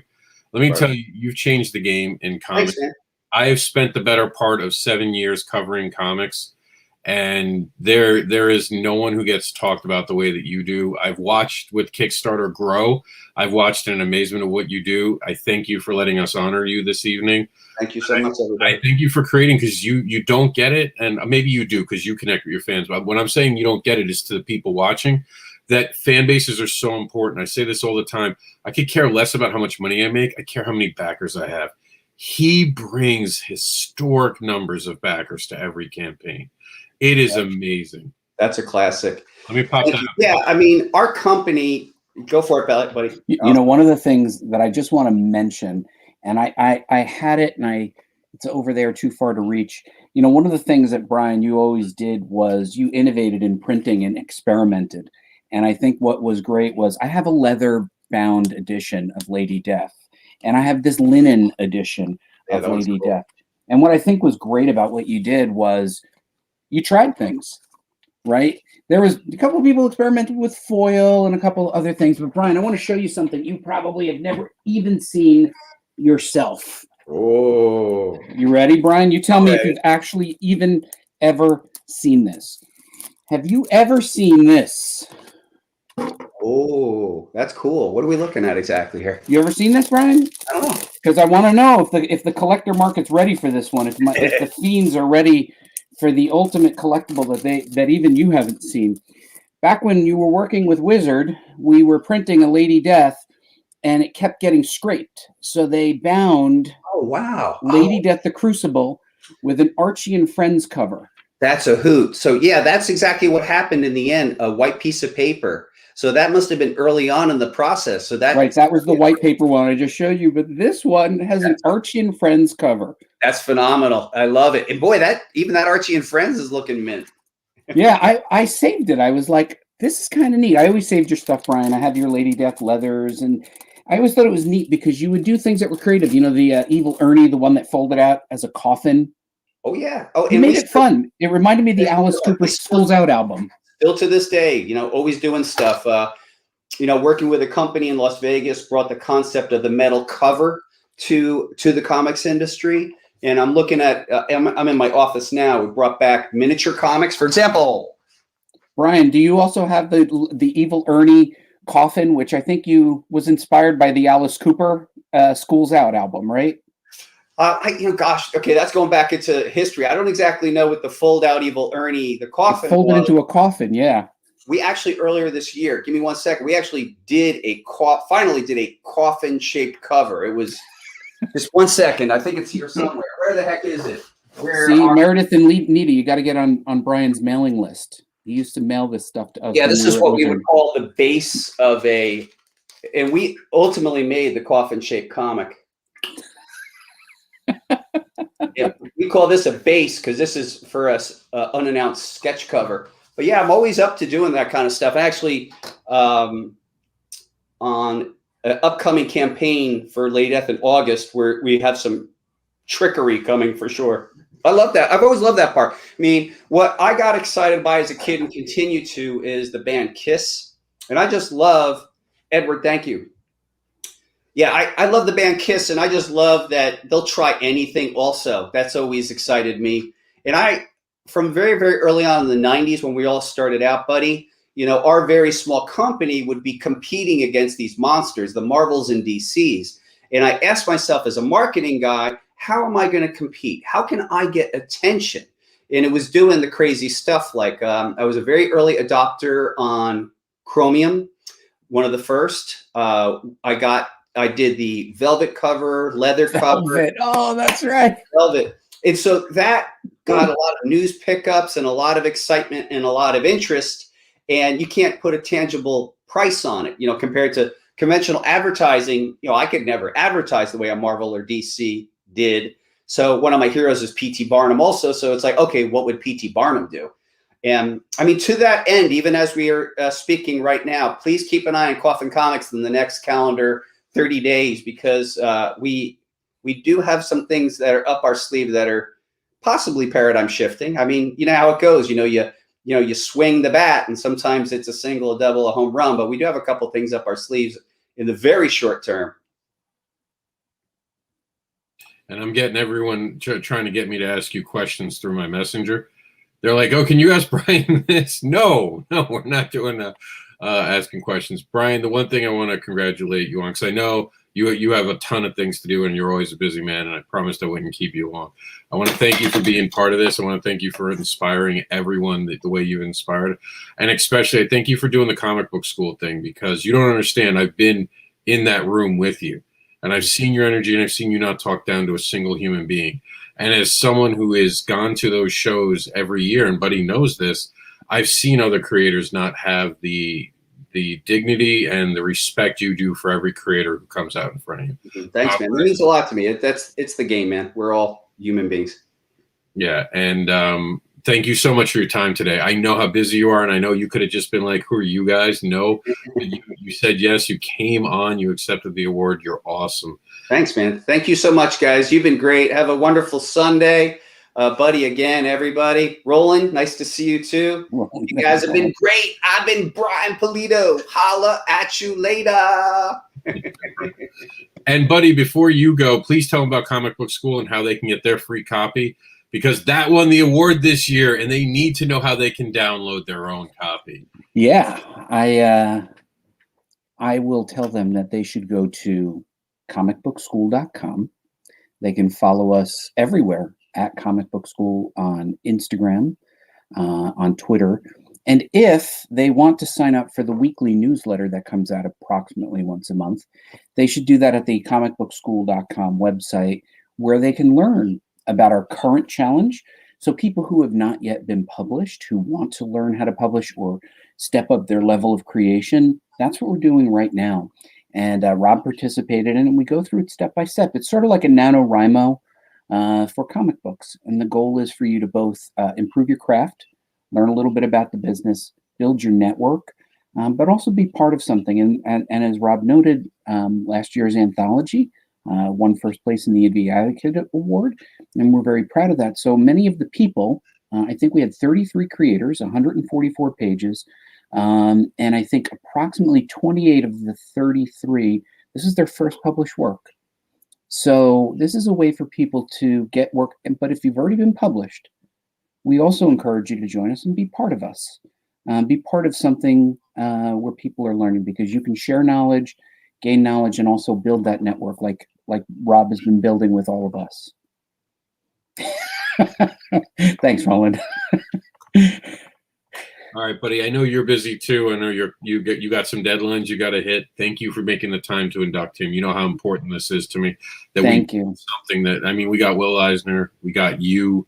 Roland Mann is in there with you. Like, how cool is that? We have and you, Nita and Meredith, you guys, speak. We don't hear you. Give us your shout out. I think they're in the moment of like, oh my God, I'm around like these amazing creators. Yeah, Brian, pretty amazing, right, Nita?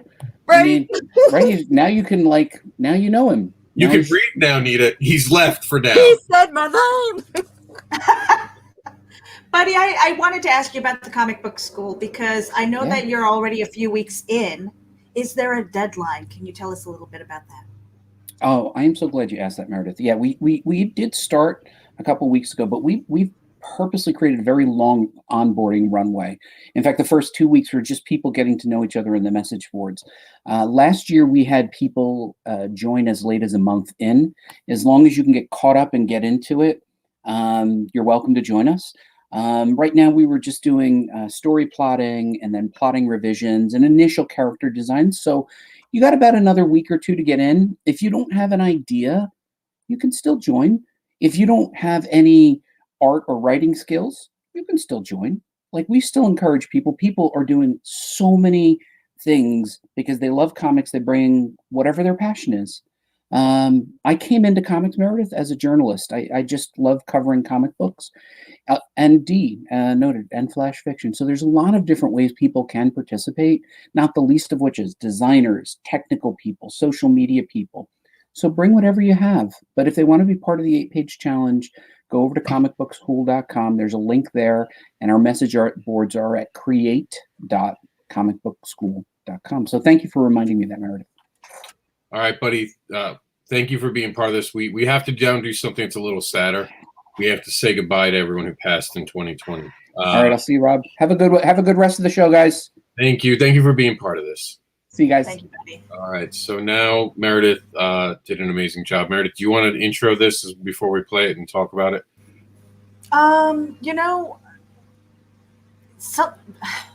The in memoriam is something that is very near and dear to me, only because I have a history.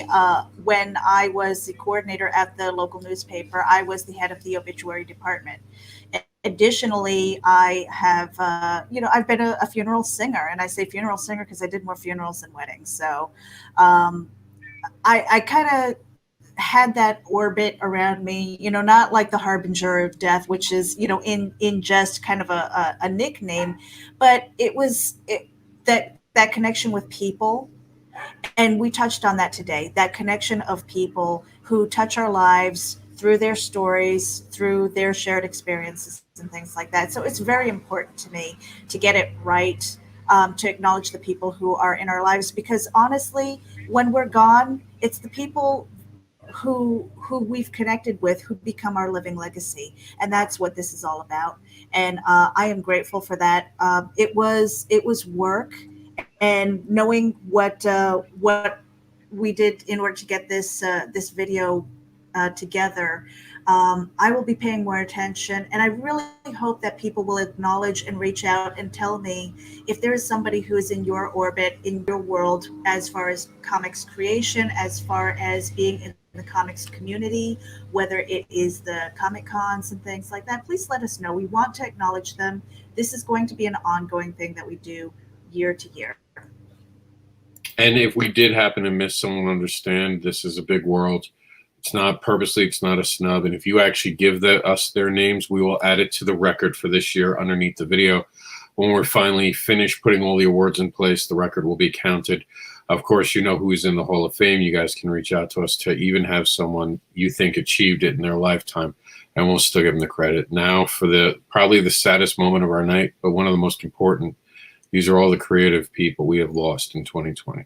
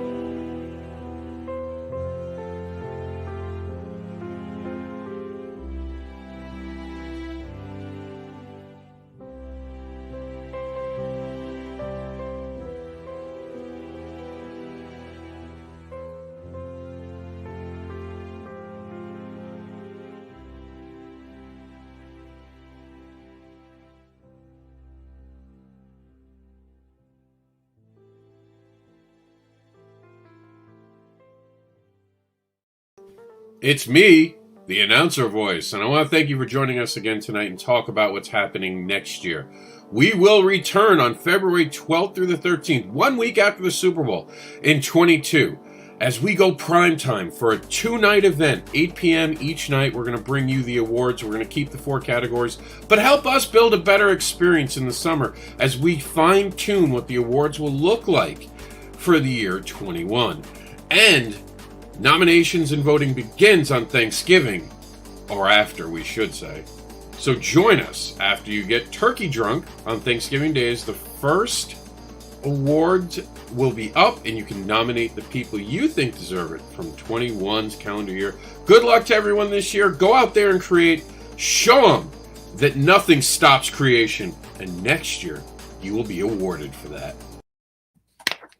And I can't wait to take on Meredith next year. I'm going to come out swinging, Meredith, because I got another video to show how good I am. That's right. And this one, it's going to blow you away. Blow you away. You're going to see it. But first, we do want to get to our last award of the evening. Then we're going to do a recap of everyone who won an award this year. And if we have time, we'll do a little bit of a post show. Thank you all for tuning in and being with us this evening. Here it is, and this is the big one. This is the publisher. You already know what happened there, but we asked everyone first, just a quick thing, who they thought had the better year, right? Who did it? Image got rid of Marvel. Wow. DC didn't even show up. I was surprised about that. I thought DC had a good year. Zenoscope, I don't think you're quite there at a mainstream comics. I think that you would have been better going to the indie publisher route, but just right. That's interesting. We're not giving an award. This is us dealing with the mainstream right now. Not that we have anything against them, because, you know, as our good friend Keanu, who comes on the show all the time, he's came all the way to the awards. Comics are awesome. Yes, they are. We appreciate that. Now it's time to give away the award for the Awesome Rookie of the Year. This was a pretty interesting one. Rookie of the Year, we opened it up this year to anyone within the industry. This is the Industry Rookie of the Year award, so anyone was eligible as long as they were within the industry. This is a fan vote year, so we left it up, and we got Meredith there with her cowgirl hat. We got, is that a cowgirl hat? I don't even know what kind of hat that would be. Like, you bought it. What is it called? It's just a hat. It's just a hat, Rob. Allie here, amazing job she did on the Comic Book School anthology, and Pops Van Zandt. This has been a good campaign. We've seen a lot of it, and without further ado, you guys ready to find out who the winner of the award was? I'm ready. And Bring it. And it made you upset. Rob Anderson won. What? What? How did he come out of nowhere? And win? No, credit where credit is due. The winner this year. This is our big award for the end of the evening, because we expect them to do something with it next year. All right, Pops. There we go. Madness. So, Pops, take your bow, talk to them, and tell people who you are. First, I got to say it's really hard to follow up that segment. Okay. A little hard to follow that up. That was a lot of awesome people. Right?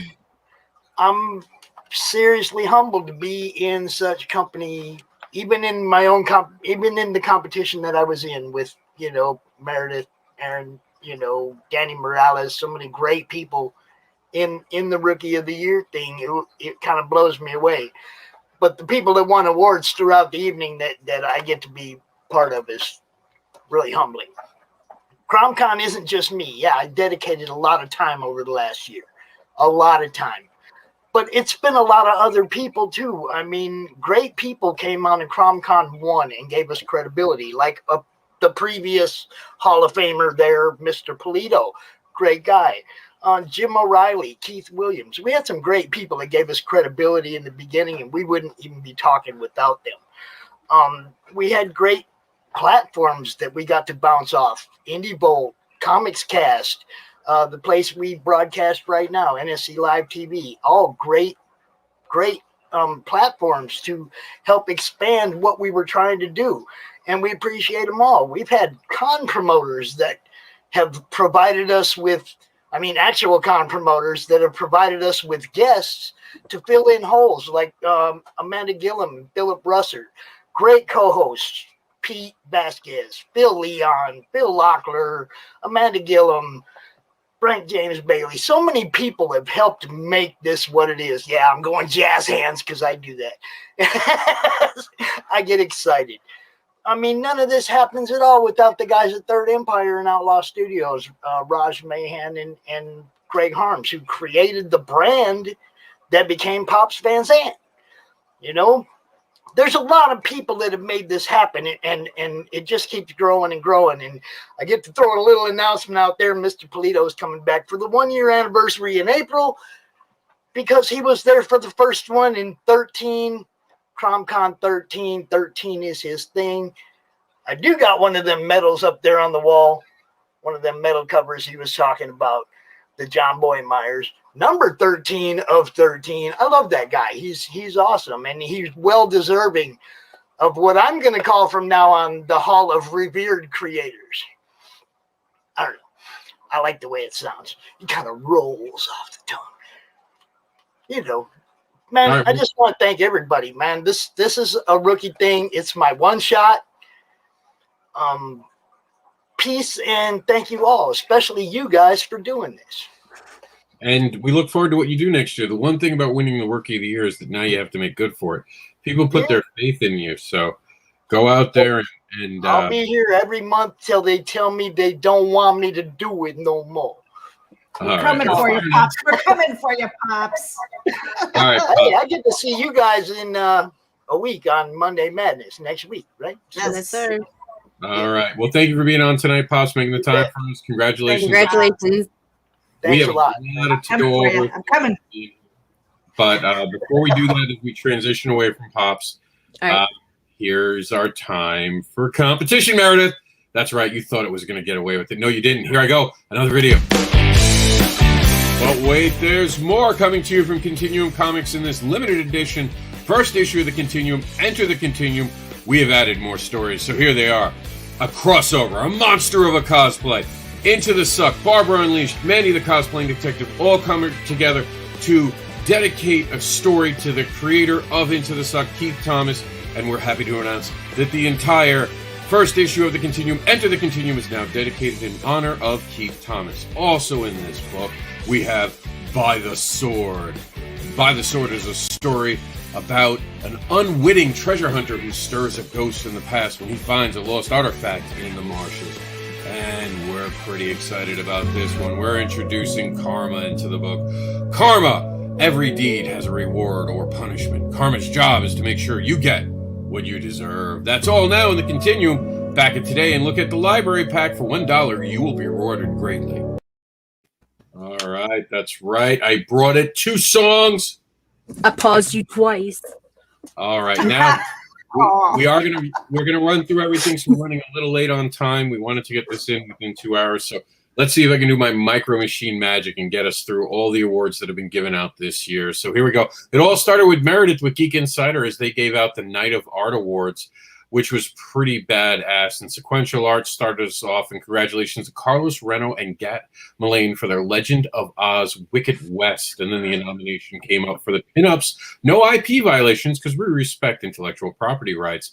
The winner was David Fraud and Yeleni Di Napolo for Penny for Your Soul. Congratulations. Beautiful art there. Then we had the most compelling character design, which was compelling for Catnip. The first appearance during Goth Day 2020, an alternative dimension version of Critter. Designed by Tom Hutchinson and Lorenzo Lazina, and art here by Hedwin Zalvadar. I'm sorry if I'm pronouncing that wrong. I probably am, but I appreciate the art that you did. Amazing. Standout architecture went to our good friend Ed Davies, who had this amazing Cesar Olivera. Did an amazing job with the city coming to life in Immortal Era #3, and it was beautiful. That art was great. The best colors of the year. That's right. We celebrated the colorist, and wow, did Robert Nugent makes some great art with colors, just the art in itself. Robert Nugent's my boy, says Bob Sally, and boy, is he good at what he does with the colors there. Line art, we gave away the award to Stan Yank, which apparently is not shown right here for whatever reason. That's just a glitch in the Matrix. We'll fix that later for you guys to see it. But Stan Yank, congratulations to you. Splash Page Award went out to our good friend. This is the post office writing towards mysterious not knowing the dangers that await. Return to center art by Dave Summey and colors by Andrew Patton. That looked amazing. Cover of the year, this went to our good friend of the show, Loco Hero, honor bound cover from Monty Michael Moore. We know that our new Hall of Creator is an alumni of his. He's actually done some covers for there. A Monster of a Cosplay is happening within the Continuum right now. And your hostesses right here from the first night, these two lovely ladies who did an amazing job. Thank you for what you guys did. I was the announcer voice. You all are tired of me. I know it. So let's move on to what happened next. Thank you to Nico's staff for the Brooklyn and the Bridge music that we used on 2/28. The night of crowdfunding commenced. And we had the printer of the year, which was COMiX Impressions. And congratulations to them taking it handily. And COMiX Impressions always does an amazing job. If you've gotten one of my books, you know what I'm talking about. Congratulations to the Independent Cosplayer of 2020.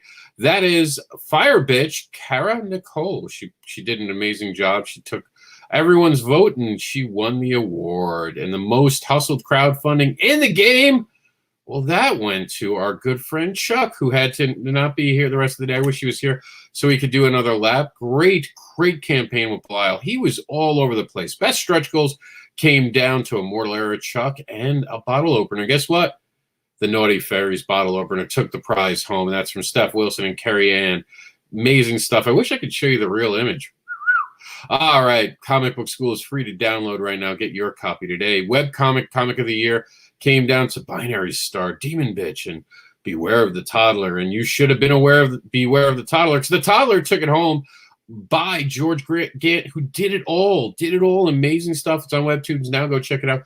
Crowdfunding video of the year. Cat Dad and Supermom, Tilt and Belial were up for it. And man, that was Belial and Tilt had some great videos. So did everyone in the campaign. I took it home. That video I made from the heart took the win, and I'm very proud to say that I've won an award now twice for Cat Dad and Superman. We gotta get Barbara on the board next year. This year, Barbara's getting on the board. Award for crowdfunding of the year came down to, once again, our good friend Chuck. He deserved it. I'll Make Me a Double is an amazing project. I can't wait for the third issue.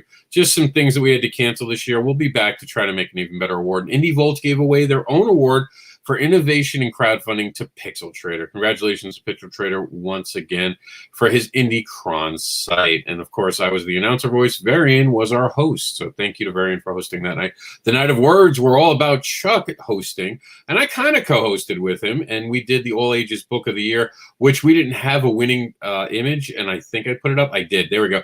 Super Cats won.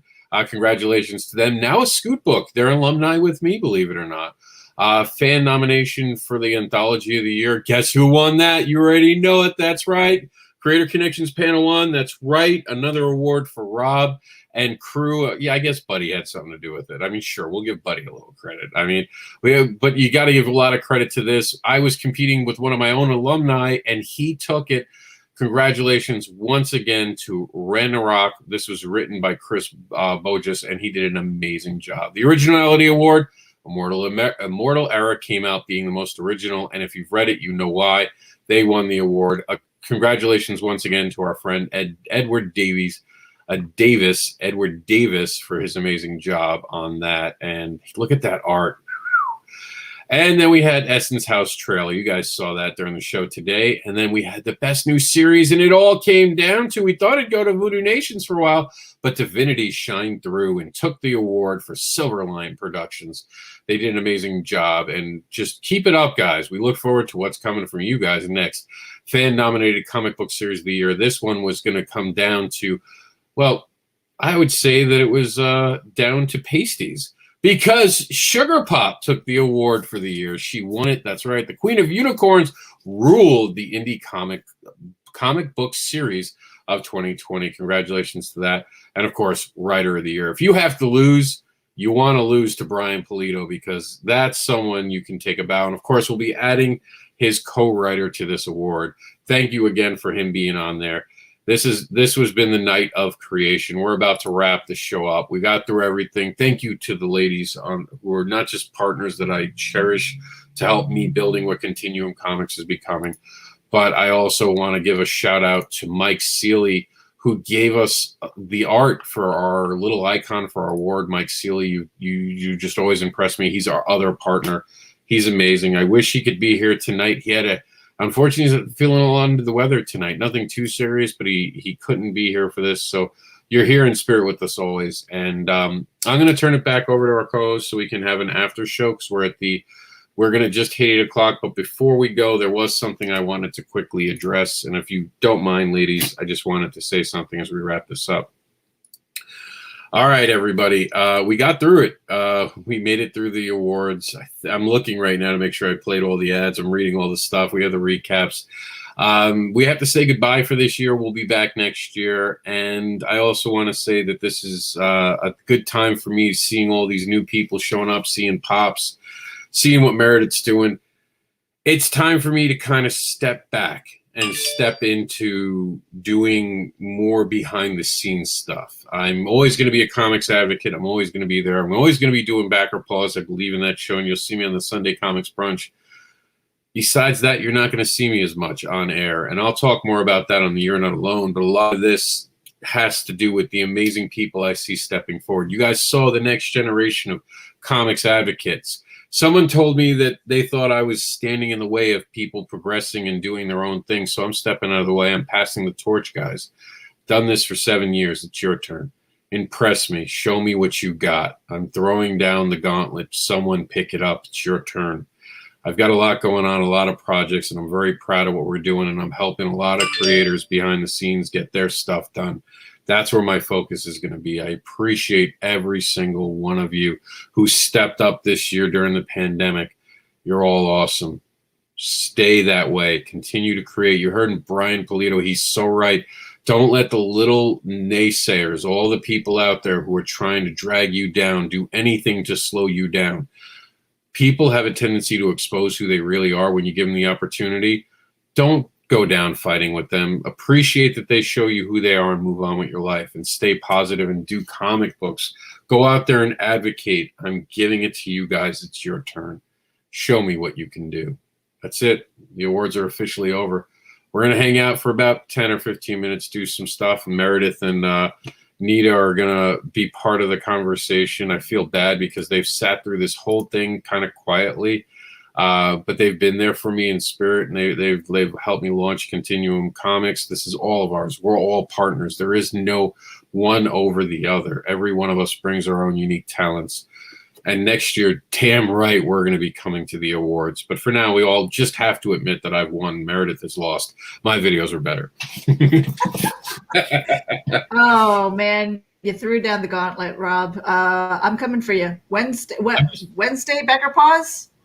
Backer pause will be Wednesday at 8:30, either 8:30 or 9 p.m. We're trying to figure out if 30 works or not, because I think 30 works. I don't have a problem with 30, but we'll see. It's really a touch and go also if people give me last minute stuff, as they always do, and I'm happy to take last minute stuff. Great night. Great 4 nights. You don't understand how much work goes into this behind. I want to thank Meredith for the hard work she put in. She was involved in all the meetings. Chuck, I want to thank Varian, part of all the meetings. I'm sorry Varian couldn't make it tonight. He did his part. He did his whole night. He put out his own award. He has his own award show coming. You guys should go check that out. It's on his page. And I want to thank Nita, because Nita, I know, has been helping behind the scenes get some things together this last minute. So thank you for all that you did. This was an amazing night of creation. It's over. You don't understand. I've been part of this. Those of you watching, for 4 months, this has been part of my life. I now get a chunk of time. I don't have to answer questions. I don't have to do anything. And look who shows up. Someone's feeling better. Mike Seeley shows up, our other partner, Continuum Comics. Thank you for being here. He was napping, so he had his beauty rest. We know. Oh, that's so beautiful. Look, Instagram models need to rest. You know. But you were watching some of the awards tonight, Mike. What did you think? I mean, Brian Polito. Yeah, that was huge. I didn't know about that. You did. I told you. You just weren't listening to me. I wasn't hearing you. But that was Brian. Yeah, okay, you're having Brian. Give him an award. I don't care, Rob. You know what, you said Brian? There's a bunch of Bryans. Yeah, he was thinking of another Brian. He's like, okay, I don't know why you're getting so excited, dude. Yeah, the Lady Death, that is huge. I mean, that was really awesome. I totally rock with everything he said. And then what was the setup? It was great. It was just amazing to have to be able to see that and hear him and all these years that he's been doing it, and you can definitely step on toes because people have egos and people have issues that they're dealing with, but he just went out and created. And that's ultimately what I want to do, and what I really want to do and push even more so with Continuum Comics. Being a part of being a member is just, I'm excited to come together and do some stuff with you guys and actually bring other people involved that want to create and just want to create comics. That's what I'm all about. Nice. And I have to say, I was staying quiet because this was not about me. The awards was to celebrate the creators who are out there who are doing the work, who put in the work despite all of the adverse things that we were dealing with in 2020. I know 21 feels like it's like hold my beer right now, but I think things are getting better, you know, and I just want to stay focused. There's so many things that I want to get accomplished for my own personal well-being, as well as the creative spirit that I have surrounded myself with, you know, amazing people who that's all they want to do. It's like, let's make good books. That's it. And this, by the way, this is CB Zane. I figured out who it was now because I saw him make the comment. So the later in the thing, if I ever talk to Brian, I'll be like, hey, it was CB Zane. They kind of orbit in the same area right now. So thank you for that, CB Zane, for letting us induct. Amazing moment. But that thing you did, the in memoriam, oh my god, like that. Yeah. Twice tonight I've teared.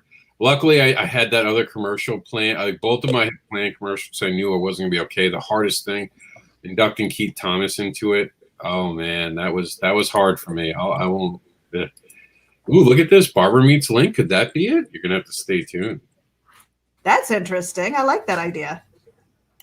Yeah, we've had a lot of people, and I'm sorry we couldn't talk about all your comments. Have you? And, you know,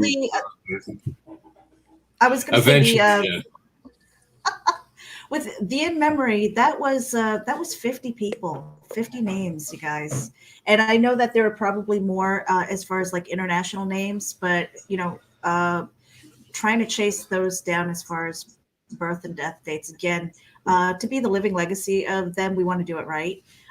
So really, if it's not like I want to keep a notebook, but it's something that is a blessing for me to do. It is an honor to do that, to kind of have it for historical record, you know, because without them, we wouldn't be where we are. Yeah, that's true. Truth to power on that for sure. I mean, when you see all the talent that came through, and you just like even some that just surprised you, like, oh, I didn't know. And I mean, the Sunday Comics, we lost quite a few people that was Sunday Comics that we grew up when we seen the Nickelodeon. Open the comics. Yeah, it's like it was just a lot of people from Nickelodeon. It kind of took you back a little bit when you looked. Don't drink the water at Nick Studios. I'm so glad we played that disclaimer now. But Nerds is coming after that title. Congratulations to Traveling TARDIS. And, you know, I do want to see a bit of a competition. Friendly, albeit friendly. Me and Meredith have gone after each other and kidded with each other, but we respect the hell out of each other. And yes, for those wondering, that was totally Meredith's video that I just ripped out and put my voice over. Oh, he's so in all credit, I told her I was going to do it, and she thought it was the most hysterical thing. And it's funny because we wanted to keep this fun, and it's a cool way. Being competitive with each other is good. Trying to rip each other down, we see too much of that in this industry. Let's stop that. You heard Brian talk tonight, and he was just very genuine. I want to be that. I want to be that creator who keeps my head down, and that's why I don't have time for it anymore. Like over the last year, I've just gotten this like Teenage Mutant Turtle shell where I don't care anymore. And thank you, Lucas, by the way. I don't, like whatever. So you don't like me. You got to just get to that point in this industry. You're not going to be liked by everyone. What was the big moment for you guys? I want to know, Nita, what was your big like? Oh, this was awesome moment. Felina said my name. Oh, sorry, it's great. Meredith. I think you got me at the very beginning when you were playing Keith's video, because unfortunately I never had the opportunity to meet him. And when I saw that video, knowing that he's gone, I was choked up. It was really hard for me to kind of keep it together. And that was a magical moment for me because I was able to connect to that. And CB Zane, thank you for keeping his spirit alive, and Into the Suck, thank you.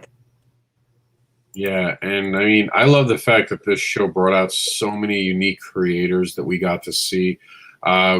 Brian deserved to win. This was just, and again, no one knew. Like this, even apparently Mike didn't know until today, even though I told him it was coming. And it was a cool secret that we got to keep, and it shows that I'm trusting the right people around me because no one knew. This was, and we just hinted ever so slightly this morning about what it would be, just to get people like, no, they can't be. And again, we're going to try to get Kevin Smith next year. Kevin, I'm coming for you. I'm not going to give up. I know you just liked my tweet and thought I'd go away. Here's a guy with an nope. Next year I will be back for you. And you know, even though this is a time where I'm going to be heading more towards the background guys, it doesn't mean I'm not going to be helping creators.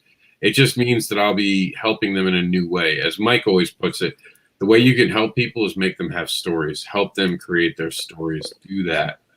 And that's what I'm going to do. I'm going to move on to that. And we all knew that eventually everyone's got to change the roles in this industry. I'll always be a comics advocate, but Meredith is doing such a great job. Nita's starting to do a great job at what she does. The way she attacks social media, it's a young person's game, and I'm just not young anymore. Rob, how old am I? I got X-rays to prove I'm very old, even if I'm not. I've got Nita is 22, just over 21, just over 20. No. Mike is like 30 at 5, apparently. But that's it, guys. This is the awards. I appreciate you all. You know, we've played a lot of my ads because no one else did ads, and we're going to continue to do that one more time. This is Barbara Unleashed. Rocket. Hey, everybody. Welcome to the Barbara Unleashed campaign for the first time ever on Indiegogo. Barbara Unleashed is about a young woman's journey through the New York City underground, the fetish underground, in fact. This is Barbara. She's been through an adventure so far. Barbara's drawn to things that most would not understand or worse, demonize. She's been through a lot to this point. We're now on our 3rd issue of Barbara Unleashed, named Mentor Search. She struggled a little bit, but she's finally found her way back. She knows who she wants to be, and she's out to regain what she feels was stolen from her in Aftermath. And she's finally made her way to where she belongs. Back this project to explore the darker instincts of humans. And remember to give those you care about free spanks and hugs.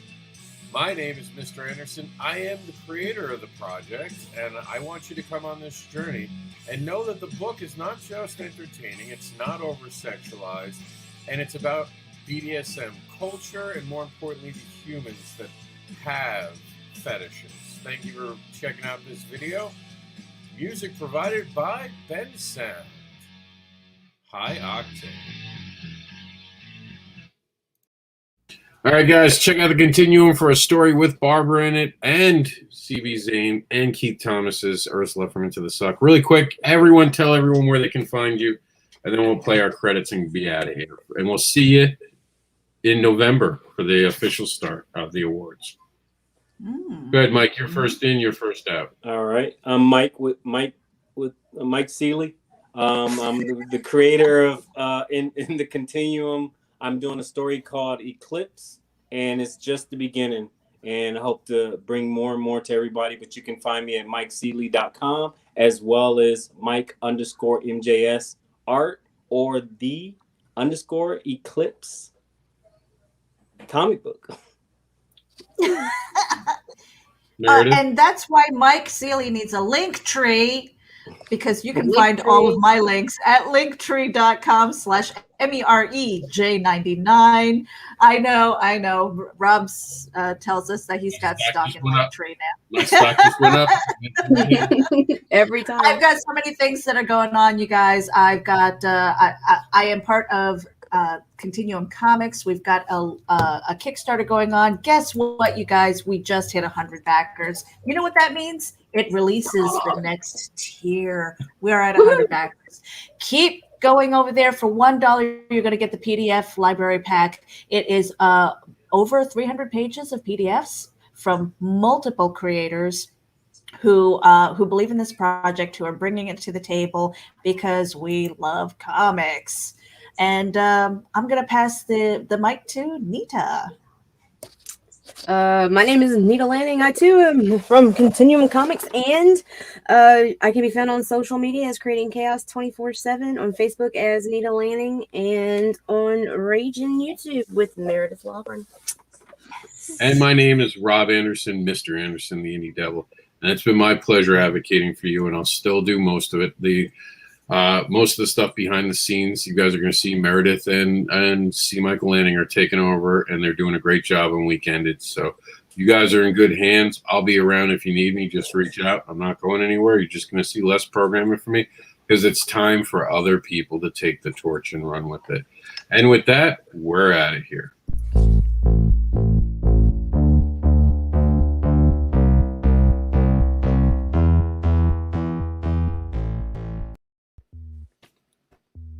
What are you still doing here? It's time to go vote. We'll see you next week. Get going. Go either join a contest or help someone win. Get out of here. Go do something.